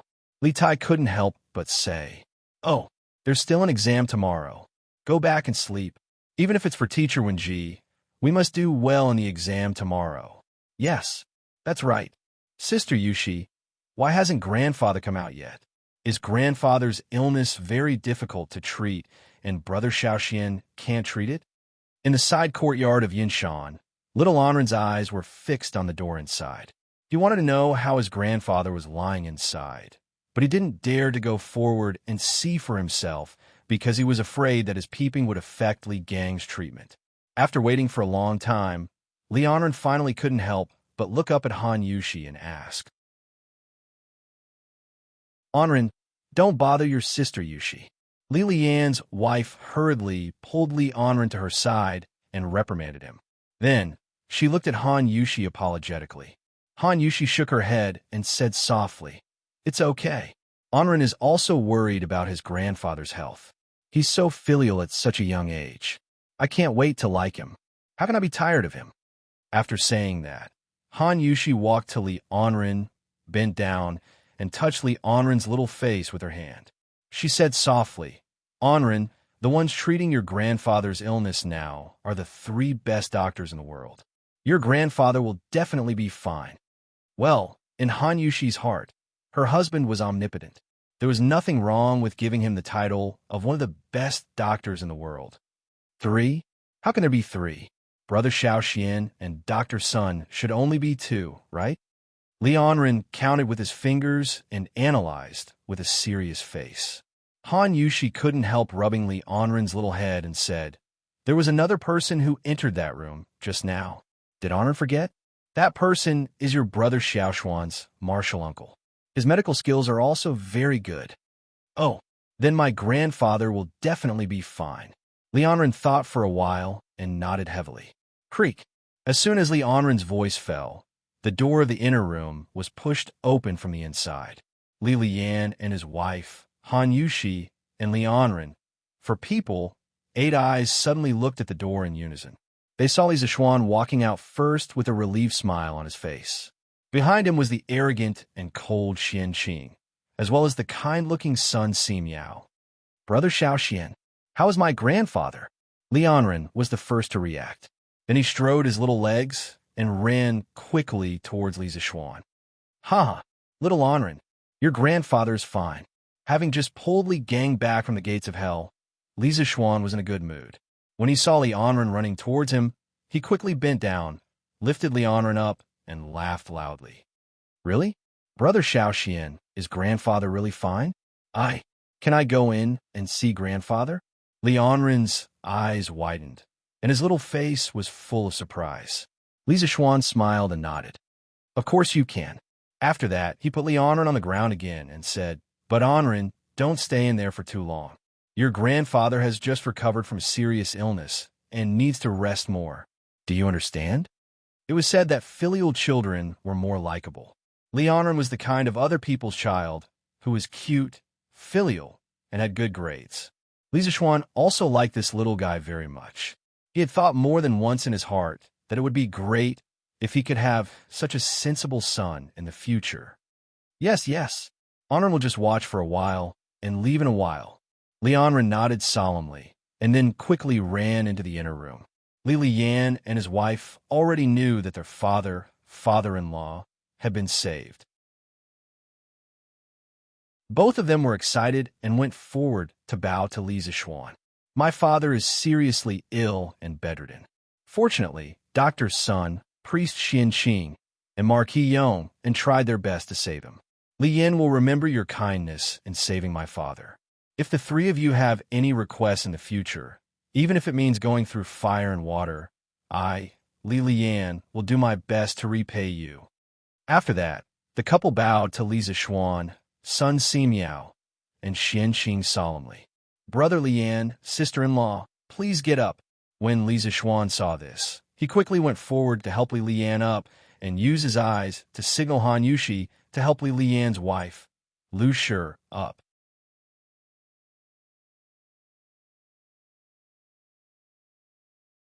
Chapter 1574. With Yamacho's words, the guards of the Mo family can die without regrets. In front of the gate of Yanhuang College, Mo Huai's eyes were red as he solemnly bowed to Li Zishuan. Can they really die with no regrets? Li Zishuan raised his head with a heavy heart and looked at the dark sky in the distance. He sighed softly and said, "Who would want to die if they could live? Even ants drag out their lives, let alone humans. We are not them, so how can we know that they can die without regrets? They all died because of Yanhuang College and because of me. I can't absolve myself from blame." Li Zishuan was not a sentimental and weak young master who could not bear to see blood. Since he inexplicably transmigrated to the Tang Empire last March, he had personally beheaded many villains in the past year. It was reasonable to say that he was indifferent to the life and death of others, but that was only for the lives of outsiders. The guards of Yanhuang College had accompanied Li Zishuan for a long time. Now that they had suddenly left, Li Zishuan could not help but fall into deep self-blame. He felt that these people had died because of him. If he had not tricked Mo Huai would not have gathered all the remaining disciples of the Mo family to Yanhuang College. Naturally, those disciples of the Mo family would not have been killed by Wu Jie, who had sneaked into Yanshan. This was the cause of the past, and today's karma was planted. Yamacho, seeing Li Zishuan's dejected face, Mo Huai took a step forward and wanted to comfort him. But as soon as he spoke, he was interrupted by Li Zishuan. "Mr. Mo, you don't have to comfort me. I'm fine." After saying that, Li Zishuan forced himself to calm down. Then he looked at the teachers of the academy and said in a deep voice, "From tomorrow on, Yanhuang College will set up a Hall of Heroes. The memorial tablets of all the guards who died in the attack on the academy will be displayed in the Hall of Heroes of the academy. They will be respected by the teachers and students of the academy forever. The academy will take care of the families of these heroes. I, Li Zishuan, swear to God that as long as I am alive, I will never let the families of these heroes suffer any grievances. If I violate this oath, I shall be punished by heaven and earth." Yamacho no. As soon as Li Zishuan's voice fell, everyone's expression changed. One had to know that the ancients revered the heavens and earth and attached great importance to oaths. Under normal circumstances, no one would make such a heavy oath like Lisa Schwan. Lisa Schwan shook his head. He did not care about these things. Anyway, he would definitely do what he said. Naturally, he did not have to worry about breaking his oath and being punished by the heavens. Enough. It was getting late. The academy has an exam tomorrow. Gentlemen, please go back and rest.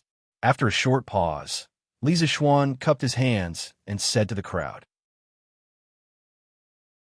Yamacho, you should also rest early. The teachers of the academy all cupped their hands and said to Lisa Schwan. After that, they turned around and left. After all, Lisa Schwan was right. The academy had a final exam tomorrow. Not only did the students need to rest well, but the teachers also needed to rest. Otherwise, it would definitely affect the invigilation of the exam. Yamacho, you don't blame yourself too much. The dead are gone. You have done enough. Yin Silu followed behind them and hesitated for a while. In the end, he still walked in front of Lisa Schwan and said in a serious tone, Yes. Lisa Schwan faintly nodded his head. As for whether or not he took it to heart, only the heavens knew. Yin Silu sighed and turned around to leave. At this time, the bearded man also walked over and said his first sentence of the night. Yamacho, you have become stronger again. In fact, Lisa Schwan had already learned to restrain his aura, but he still didn't expect the bearded man to see through his realm. He was slightly surprised at first, but then he smiled bitterly and said, So what if I become stronger? I still can't save the academy's guards. The bearded man frowned. He didn't expect Lisa Schwan to be depressed to this point because of a few guards. After thinking about it, the bearded man advised in a deep voice, Yamacho, life and death are predestined. It's a pity that the academy's guards were sacrificed, but this is their fate. Even if they don't stay in Yanhuang College, even if Wu Jie doesn't attack at night, they are likely to encounter other dangers. In addition, if Yanhuang College wants to stand tall in the world, it will certainly encounter a lot of troubles and accidents in the future. Yamacho, you are a person who does great things. Don't be depressed because of a few lives. Yes, I got it. Lisa Schwan narrowed his eyes and replied. The bearded man knew that Lisa Schwan wasn't someone who could be persuaded with just a few words. Thus, he gave up and said indifferently, 2 days later, after my injuries have healed, I will be going out to sea. This time, I will really leave. Yamacho, take care. Lisa Schwan was stunned and said with slight surprise, So soon? The bearded man replied, It's already the middle of July. If I don't leave now, I won't be able to leave. I won't say any more. I won't say any more. I will go back to rest. Yamacho, you should also rest early.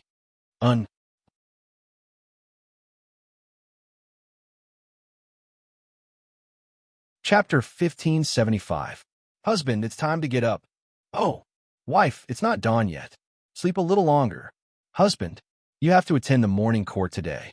Get up quickly. Oh, I'm not getting up. There are so many civil and military officials in the court. It doesn't make a difference whether I'm there or not. If I don't go, His Majesty may not find out. Wife, don't be noisy. Let me sleep a little longer. Husband, are you getting up or not? I'm not getting up. Husband, are you getting up or not? Uffed. Ha. I'll get up, okay? Wife, stop scratching me. After a tough struggle, Lisa Schwan finally got up from the bed reluctantly. It turned out that even a martial arts master at the late stage of the Grandmaster realm was afraid of being scratched. In addition, Lisa Schwan couldn't help but sigh. His wife seemed to have been led astray. Before Han Yushi got married, due to her family background, not only did she have to take care of her father, but she also had to take care of her younger brother. She could be considered half of the Han family's pillar. Therefore, at that time, she had to be hardworking and strong to support half of the family. In fact, she also had the lively nature of those girls her age, however, due to various reasons. She suppressed these natures. Now that she was married and did not have to work for the family's livelihood, those suppressed natures were gradually released. After all, she was only 15 years old. In modern times, by the way, wife, did you feed Whitey last night? It's all thanks to Whitey that I was able to come back so quickly from Jiangzhou this time. In fact, before Han Yushi woke Li Zixuan up, she had already prepared breakfast, Yangchun noodles. Li Zixuan asked in a muffled voice as he slurped the noodles in his bowl. Compared with him, Han Yushi's table manners were more elegant. Hearing Li Zixuan's question, Han Yushi gently bit off the noodles in her mouth. After swallowing, she said, "As soon as you came back last night, I asked General Liu to feed Whitey with the best grass. Husband, don't worry about him." "Oh, my wife is so thoughtful." Li Zixuan was slightly relieved. Suddenly, he felt that something was wrong. He thought for a moment, then stared and asked, "Oh right, wife, after I go to the morning court, prepare some breakfast for Junior Martial Uncle. When your husband returns from the morning court, we'll go back to Lantian County together in the afternoon. Junior Martial Uncle is the closest person to me on Mount Longhu other than Master. I must bring him to see father and mother." "Husband, Junior Martial Uncle, he woke up long ago." Han Yushi hesitated for a moment before she spoke. "Ah, little Martial Uncle is already up? Where is it?" Li Zixuan was stunned. He quickly put down his bowl and chopsticks and looked around. Han Yushi was speechless. "Husband, don't look for him." Little Uncle Master went out early in the morning to practice his swordplay. He said that Cloud Mountain was beautiful and full of spiritual energy. It was a treasure land for cultivation, and it was a pity not to practice his swordplay early in the morning. Then he went out with his sword. He even said that we don't have to wait for him to eat. "Oh, Junior Martial Uncle is really diligent." Li Zixuan murmured with emotion when he heard that. This guy didn't feel ashamed at all. Instead, he continued to shamelessly pick up his bowl and slurp it down. This was because his ambition had never been to cultivate martial arts. The reason why he was able to reach his current realm was basically all due to luck and luck. It was just that his inadvertent cultivation had reached a martial arts realm that ordinary martial artists would never be able to reach in their lifetime. If this were to spread out, it was estimated that a bunch of envious and jealous people would come knocking on his door and chop him to death. "Oh, I'm done eating. Wife, your culinary skills are really getting better and better. A bowl of Yangchun noodles is even better than delicacies from the mountains and seas." After a moment, Li Zixuan put down his bowl and chopsticks, stood up, and rubbed his stomach as he spoke with satisfaction. Although it wasn't appropriate to eat too much for breakfast, Han Yushi's Yangchun noodles were really too delicious. Li Zixuan couldn't help but finish a big bowl. "Husband, you're talking nonsense again." Han Yushi rolled her eyes and said angrily. However, although she said this, her heart was quite sweet. Before she got married, she was already very good at cooking. However, after marrying into the Li family, she realized that there was always someone better than her. Li Zixuan's culinary skills were completely incomparable to hers. However, she didn't retreat because of this. Instead, she began to study cooking diligently. In just a short year, Han Yushi's culinary skills were already unparalleled in the Li family. Logically speaking, as the wife of Marquis, she didn't need to cook personally. However, she really enjoyed the satisfied expression on Li Zixuan's face when he ate the food she cooked, just like just now. "Hey, your husband isn't talking nonsense," Li Zixuan said with a smile. "Fortunately, I married you back.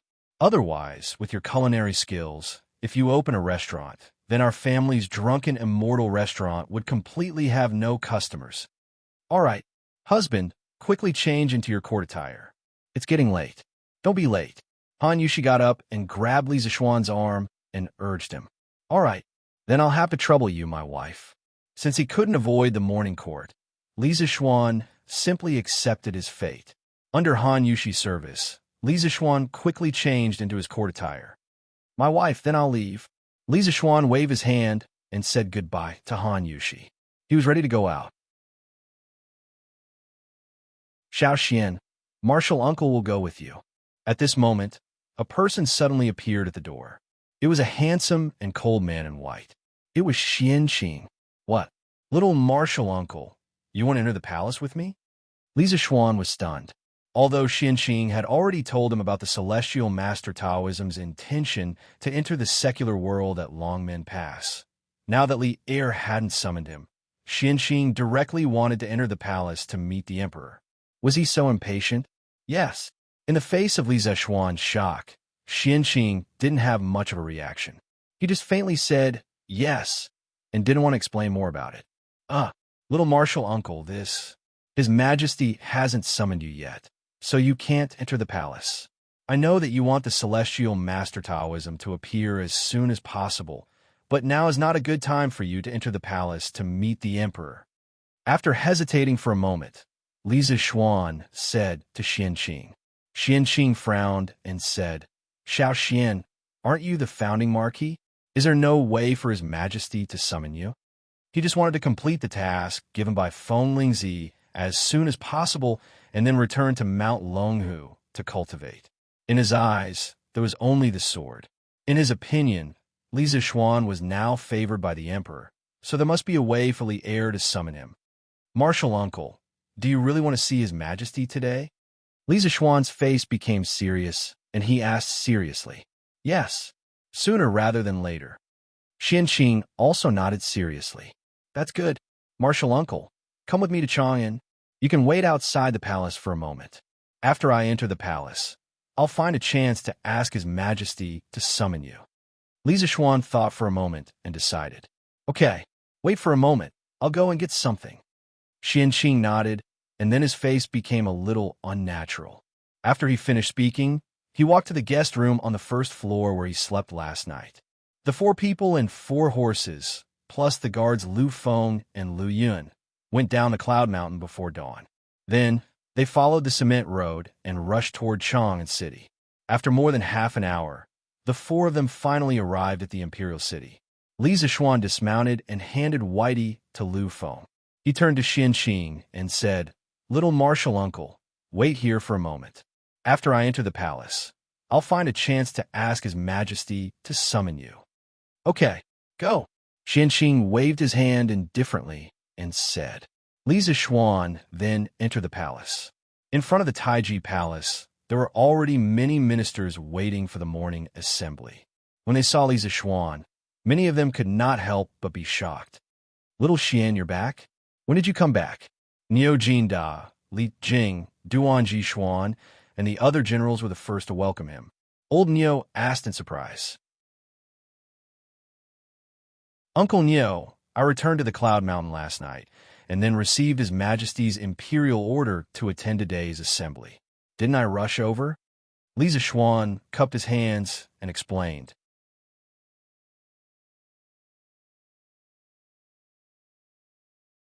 Chapter 1576.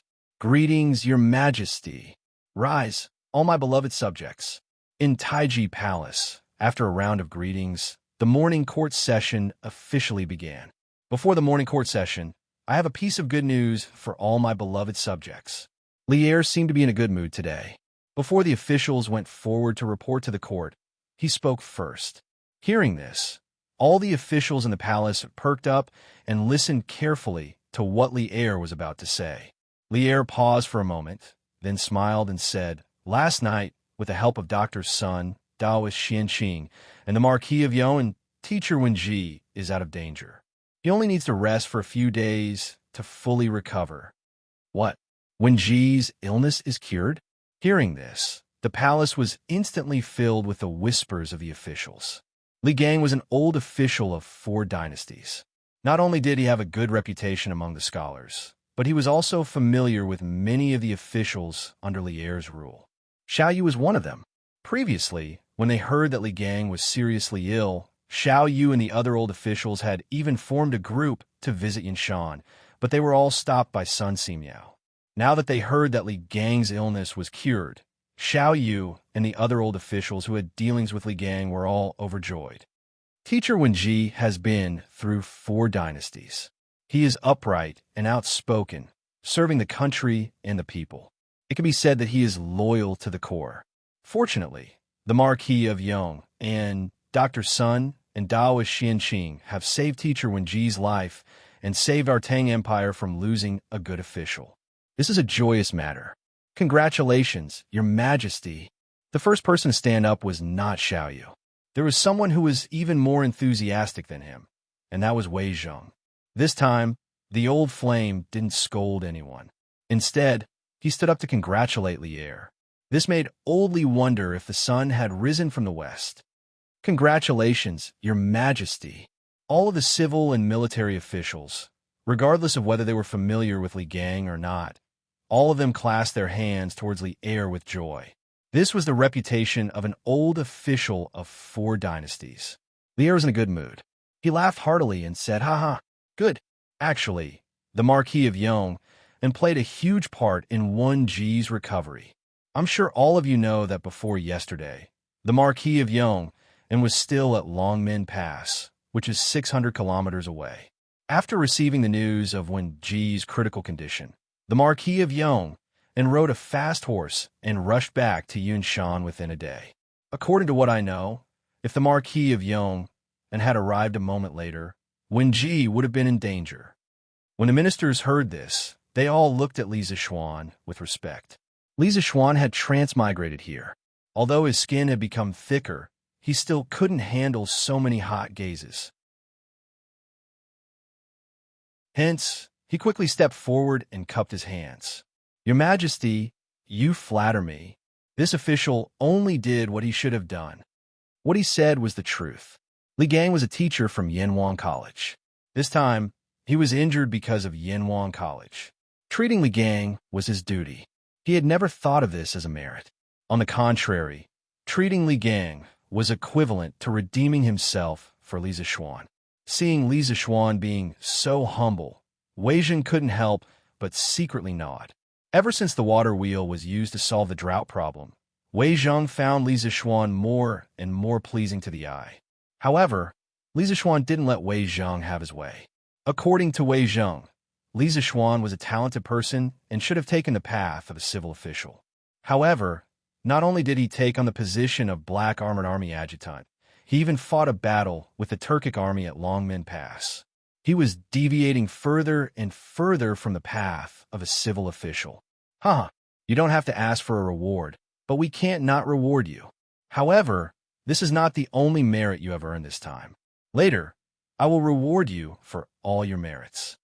Lier smiled and waved his hand as he spoke. In fact, the reason why Old Li was so concerned about Li Gang's matter, and specially brought this matter to the morning court, was inseparable from Lier's appreciation of Mr. Li Gang's personality and charm. According to the official history, Lier invited Li Gang to be Li Gang's teacher the second year after he ascended the throne. One had to know that Li Gang had been Li Chengqian's and Yang Yang's teacher before. Yet, Old Li was willing to let such a sensitive person be his beloved son's teacher. This was enough to show how much Lier admired and acknowledged Li Gang's knowledge. In addition, in the official history, every time Lier attended court, he would always have Li Gang, Fang Xianling, and Wang Gui accompany him. Later on, when Li Gang fell ill, Lier not only sent Fang Xianling to his home to express his condolences, he even went there personally. This kind of treatment was probably only possible for Lier's most trusted officials. Although Li Zishuan's transmigration to Great Tang caused a small deviation in history, Li Gang didn't become Li Chengqian's teacher, but came to Yanwang College as a teacher. Old Li's respect for Li Gang had never changed. Reward him for his merits.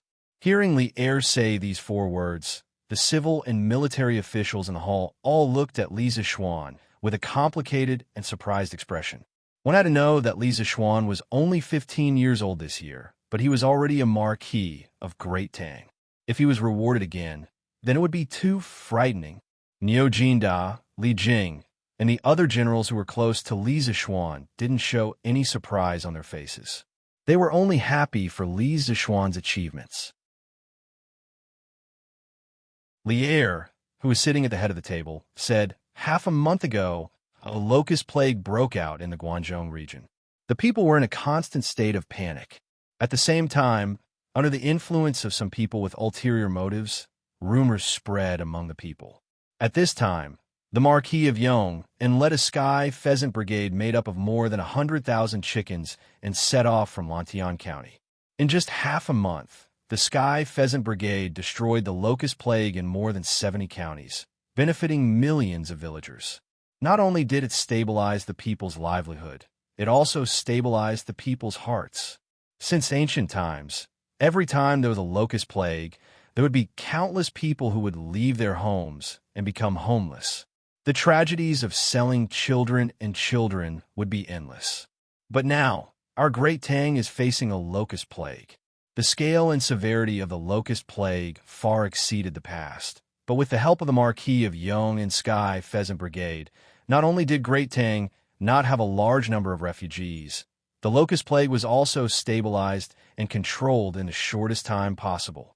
The Marquis of Yong, and has contributed greatly to all of this. It had been nearly half a month since the locust plague began, and the Sky Pheasant Brigade disaster relief work was nearing its end. In the Great Tang, more than 100 provinces and counties have been affected by the locust plague. In this half a month, the Sky Pheasant Brigade had saved more than 70 provinces and counties. There was no time to save the remaining 20 to 30 provinces and counties. This was because half a month was enough for the locust plague to finish eating all the crops. The people of these provinces and counties could only rely on the imperial court to provide relief food. But speaking of which, it was much easier for the imperial court to provide food for 30-some provinces and counties than for 100-some provinces and counties. Given the Great Tang's current grain reserves, there was no problem in providing relief food to 30-some provinces and counties at the same time. Thus, Li Zishuan's Sky Pheasant Brigade had done Lier a great favor this time. Otherwise, the Great Tang would have suffered a great loss. At the very least, once the disaster relief was over, the imperial court would not have the energy to organize an army to attack the steppe. Li Zishuan's Sky Pheasant Brigade had greatly reduced the losses caused by the locust plague. It was precisely because of this that Old Li had the confidence to issue a war mobilization order to the officials of the 6 bureaus. Within 3 months, the officials of the imperial court would organize an army of 300,000 and set out for the steppe. Your Majesty, the Marquis of Yong, and first built the water wheel to alleviate the drought and feed the people. Now, he is using the Sky Pheasant Brigade to eradicate locusts and stabilize the people. This old subject believes that the Marquis of Yong and has rendered great service to the country and should be rewarded. As soon as Li Er finished speaking, Wei Zheng stepped forward and said, although Wei Zheng was unwilling to see Li Zishuan promoted too quickly, Old Wei was wholeheartedly convinced by Li Zishuan's great contribution in eliminating the locust plague. In the words of the modern people, Li Zishuan did not deserve to be slandered this time. Fang Xianling frowned and wanted to object. However, after thinking about it carefully, he felt that it would be unreasonable if he did not reward the Marquis of Yong An's great contribution. This was a contribution that would make people wholeheartedly convinced and unable to have any thoughts of objecting. Thus, he stepped forward and clasped his hands. Your Majesty, the Marquis of Yong, and has put an end to the locust plague and prevented the Great Tang from starving. He has rendered great service to the country and the people. He should be rewarded. Zhang Sun Wuji's eyes flashed and stepped forward. Your Majesty, Prime Minister Fang is right. This old official agrees. The old cunning fox's thoughts were actually quite complicated. Li Zishuan became the Marquis of the Great Tang Empire at such a young age. To be honest, even he was shocked by the speed of his promotion. Now that Li Zishuan had made another great contribution, Zhang Sun Wuji was no longer as fearless as his name suggested. To be honest, he was starting to feel some fear towards Li Zishuan. He was afraid that in a few years, Li Zishuan would directly replace the positions of these old fellows. As for these old fellows, they could only retire early. However, even though he had fear in his heart, Zhang Sun Wuji could not directly object at this moment. This was because Li Zishuan was also a staunch official of the Crown Prince's faction. If he were to object at this moment, wouldn't he be leading an internal strife? The influence would be very bad. Your Majesty agrees. Fang Xianling and Zhang Sun Wuji expressed their opinions one after another. Very quickly, the position of the civil officials appeared to be one-sided. Your Majesty agrees. The military camp led by Niu Jinda and Li Jing also bowed and seconded at this moment. This was Li Zishuan. If it was someone else, they might not be able to get the support of both the civil and military camps at the same time. As the person involved, Li Zishuan could be said to be extremely conflicted at this moment. Firstly, he really did not want to be promoted. This was definitely not a lie. He really did not want to be promoted. His current official position was enough for him to live a carefree life for the rest of his life. The higher the official position, the greater the responsibility. If old Li were to arrange another important position for him, wouldn't he be busy to death every day? But on the other hand, if he were to reject the reward under such circumstances, wouldn't he hurt the hearts of people like Niu Jinda and Li Jing who were sincerely thinking for him? Would he be labeled as someone who did not know what was good for him? After weighing the pros and cons in his heart, Li Zishuan gritted his teeth and finally took a step forward. He bowed and said, "Your Majesty, the matter of the Sky Pheasant Brigade going up north to exterminate the locusts was not done by me alone. That was done by His Highness King of Shu, Chung Chumo, and hundreds of children from the Han family village and Plum village who worked tirelessly for thousands of miles. Until today, they are still exterminating the locusts in the north. Compared to them, this little bit of merit that I have is not worth mentioning. If your Majesty wants to reward me, I implore your Majesty to reward me along with these children. If not, I will not be able to accept this reward."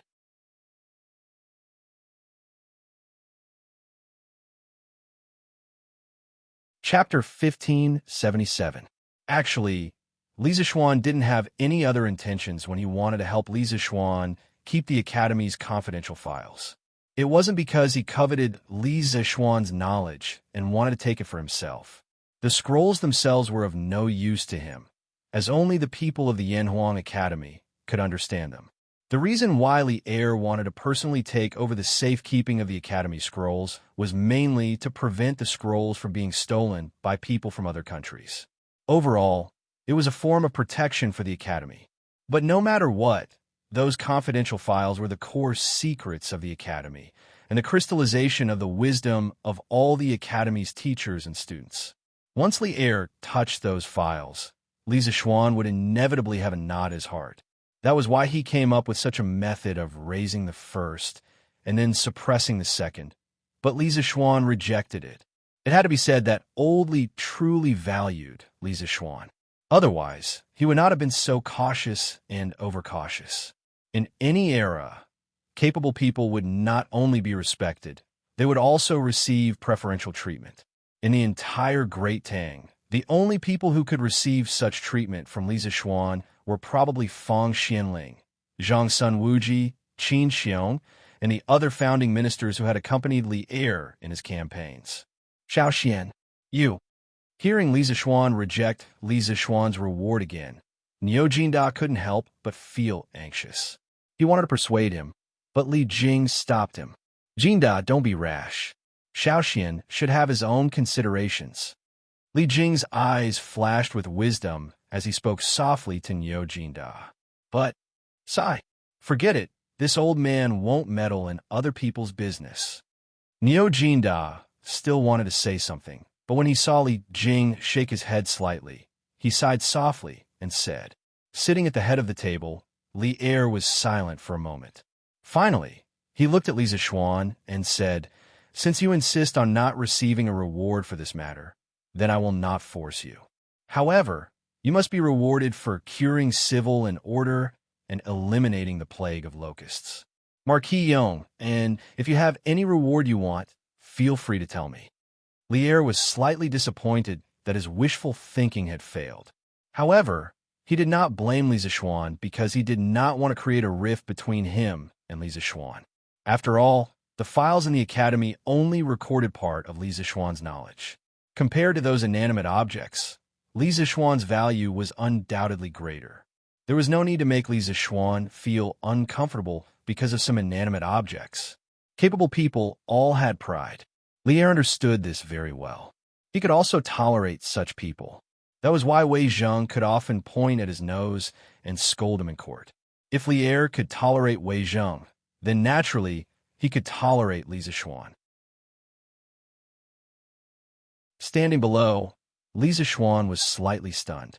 He thought to himself that Li Er had given him a blank check to fill in. But could he really fill in whatever he wanted to fill in as he pleased? Obviously not. Anyone with a bit of intelligence would understand that he could not be too arrogant at this time. Li Zixuan cupped his hands and said, "Thunder and rain are all thanks to your Majesty's kindness. From a commoner to today's Marquis of the Tang Empire, it is all thanks to your Majesty's support. I'm already very grateful and dare not ask for more." Li Zixuan felt that Li Zixuan was a little strange today. As for what was strange, he could not pinpoint it at the moment. If he really had a pinpoint, it would probably be that he was too attentive.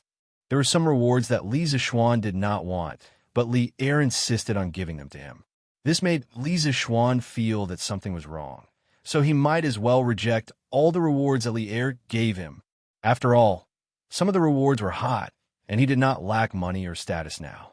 Why should he take the risk? Huh, you brat. Although Li Er did not understand what Li Zixuan was thinking, he was still angered by Li Zixuan's slippery personality. He pointed at Li Zixuan and said, "You do not dare to ask for extravagant things, but I want to reward you." After saying that, he looked at the officials in the hall and said loudly, "Marquis Yong, and has performed meritorious service by treating the civil officials and eliminating the locusts. I wish to promote him to the Crown Prince's junior tutor and bestow Weinan County as his fief. I will also reward him with 100,000 yuan and 1,000 pieces of silk. The children of the Han and Mei villages who participated in the disaster relief will each be rewarded with 10 pieces of silk. Do any of my beloved officials have any objections?" This time, Li Er only promoted Li Zixuan by one rank, from the original junior tutor of the Crown Prince to the current junior tutor of the Crown Prince. He still did not promote Li Zixuan's title, because above the Marquis was the Duke. A 15-year-old Duke was too shocking to hear.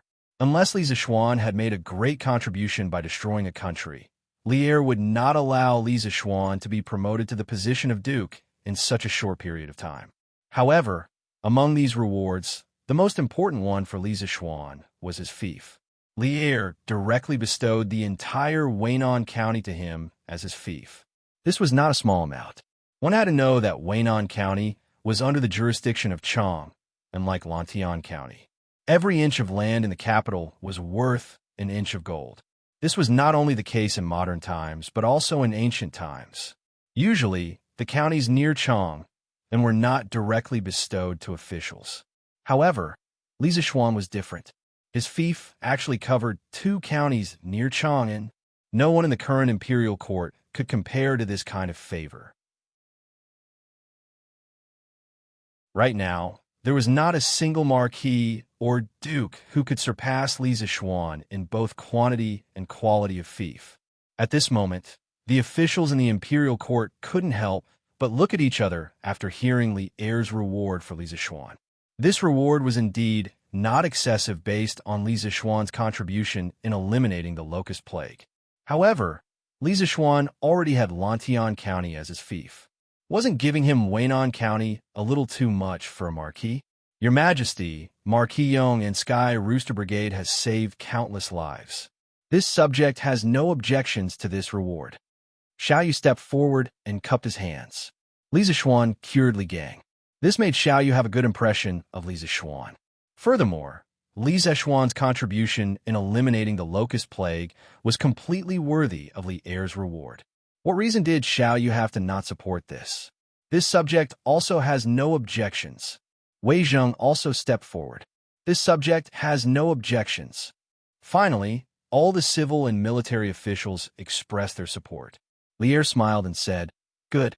Then the reward for Marquis Yong is decided." Since both the emperor and his subjects had agreed to this reward, what reason did Li Zixuan have to object?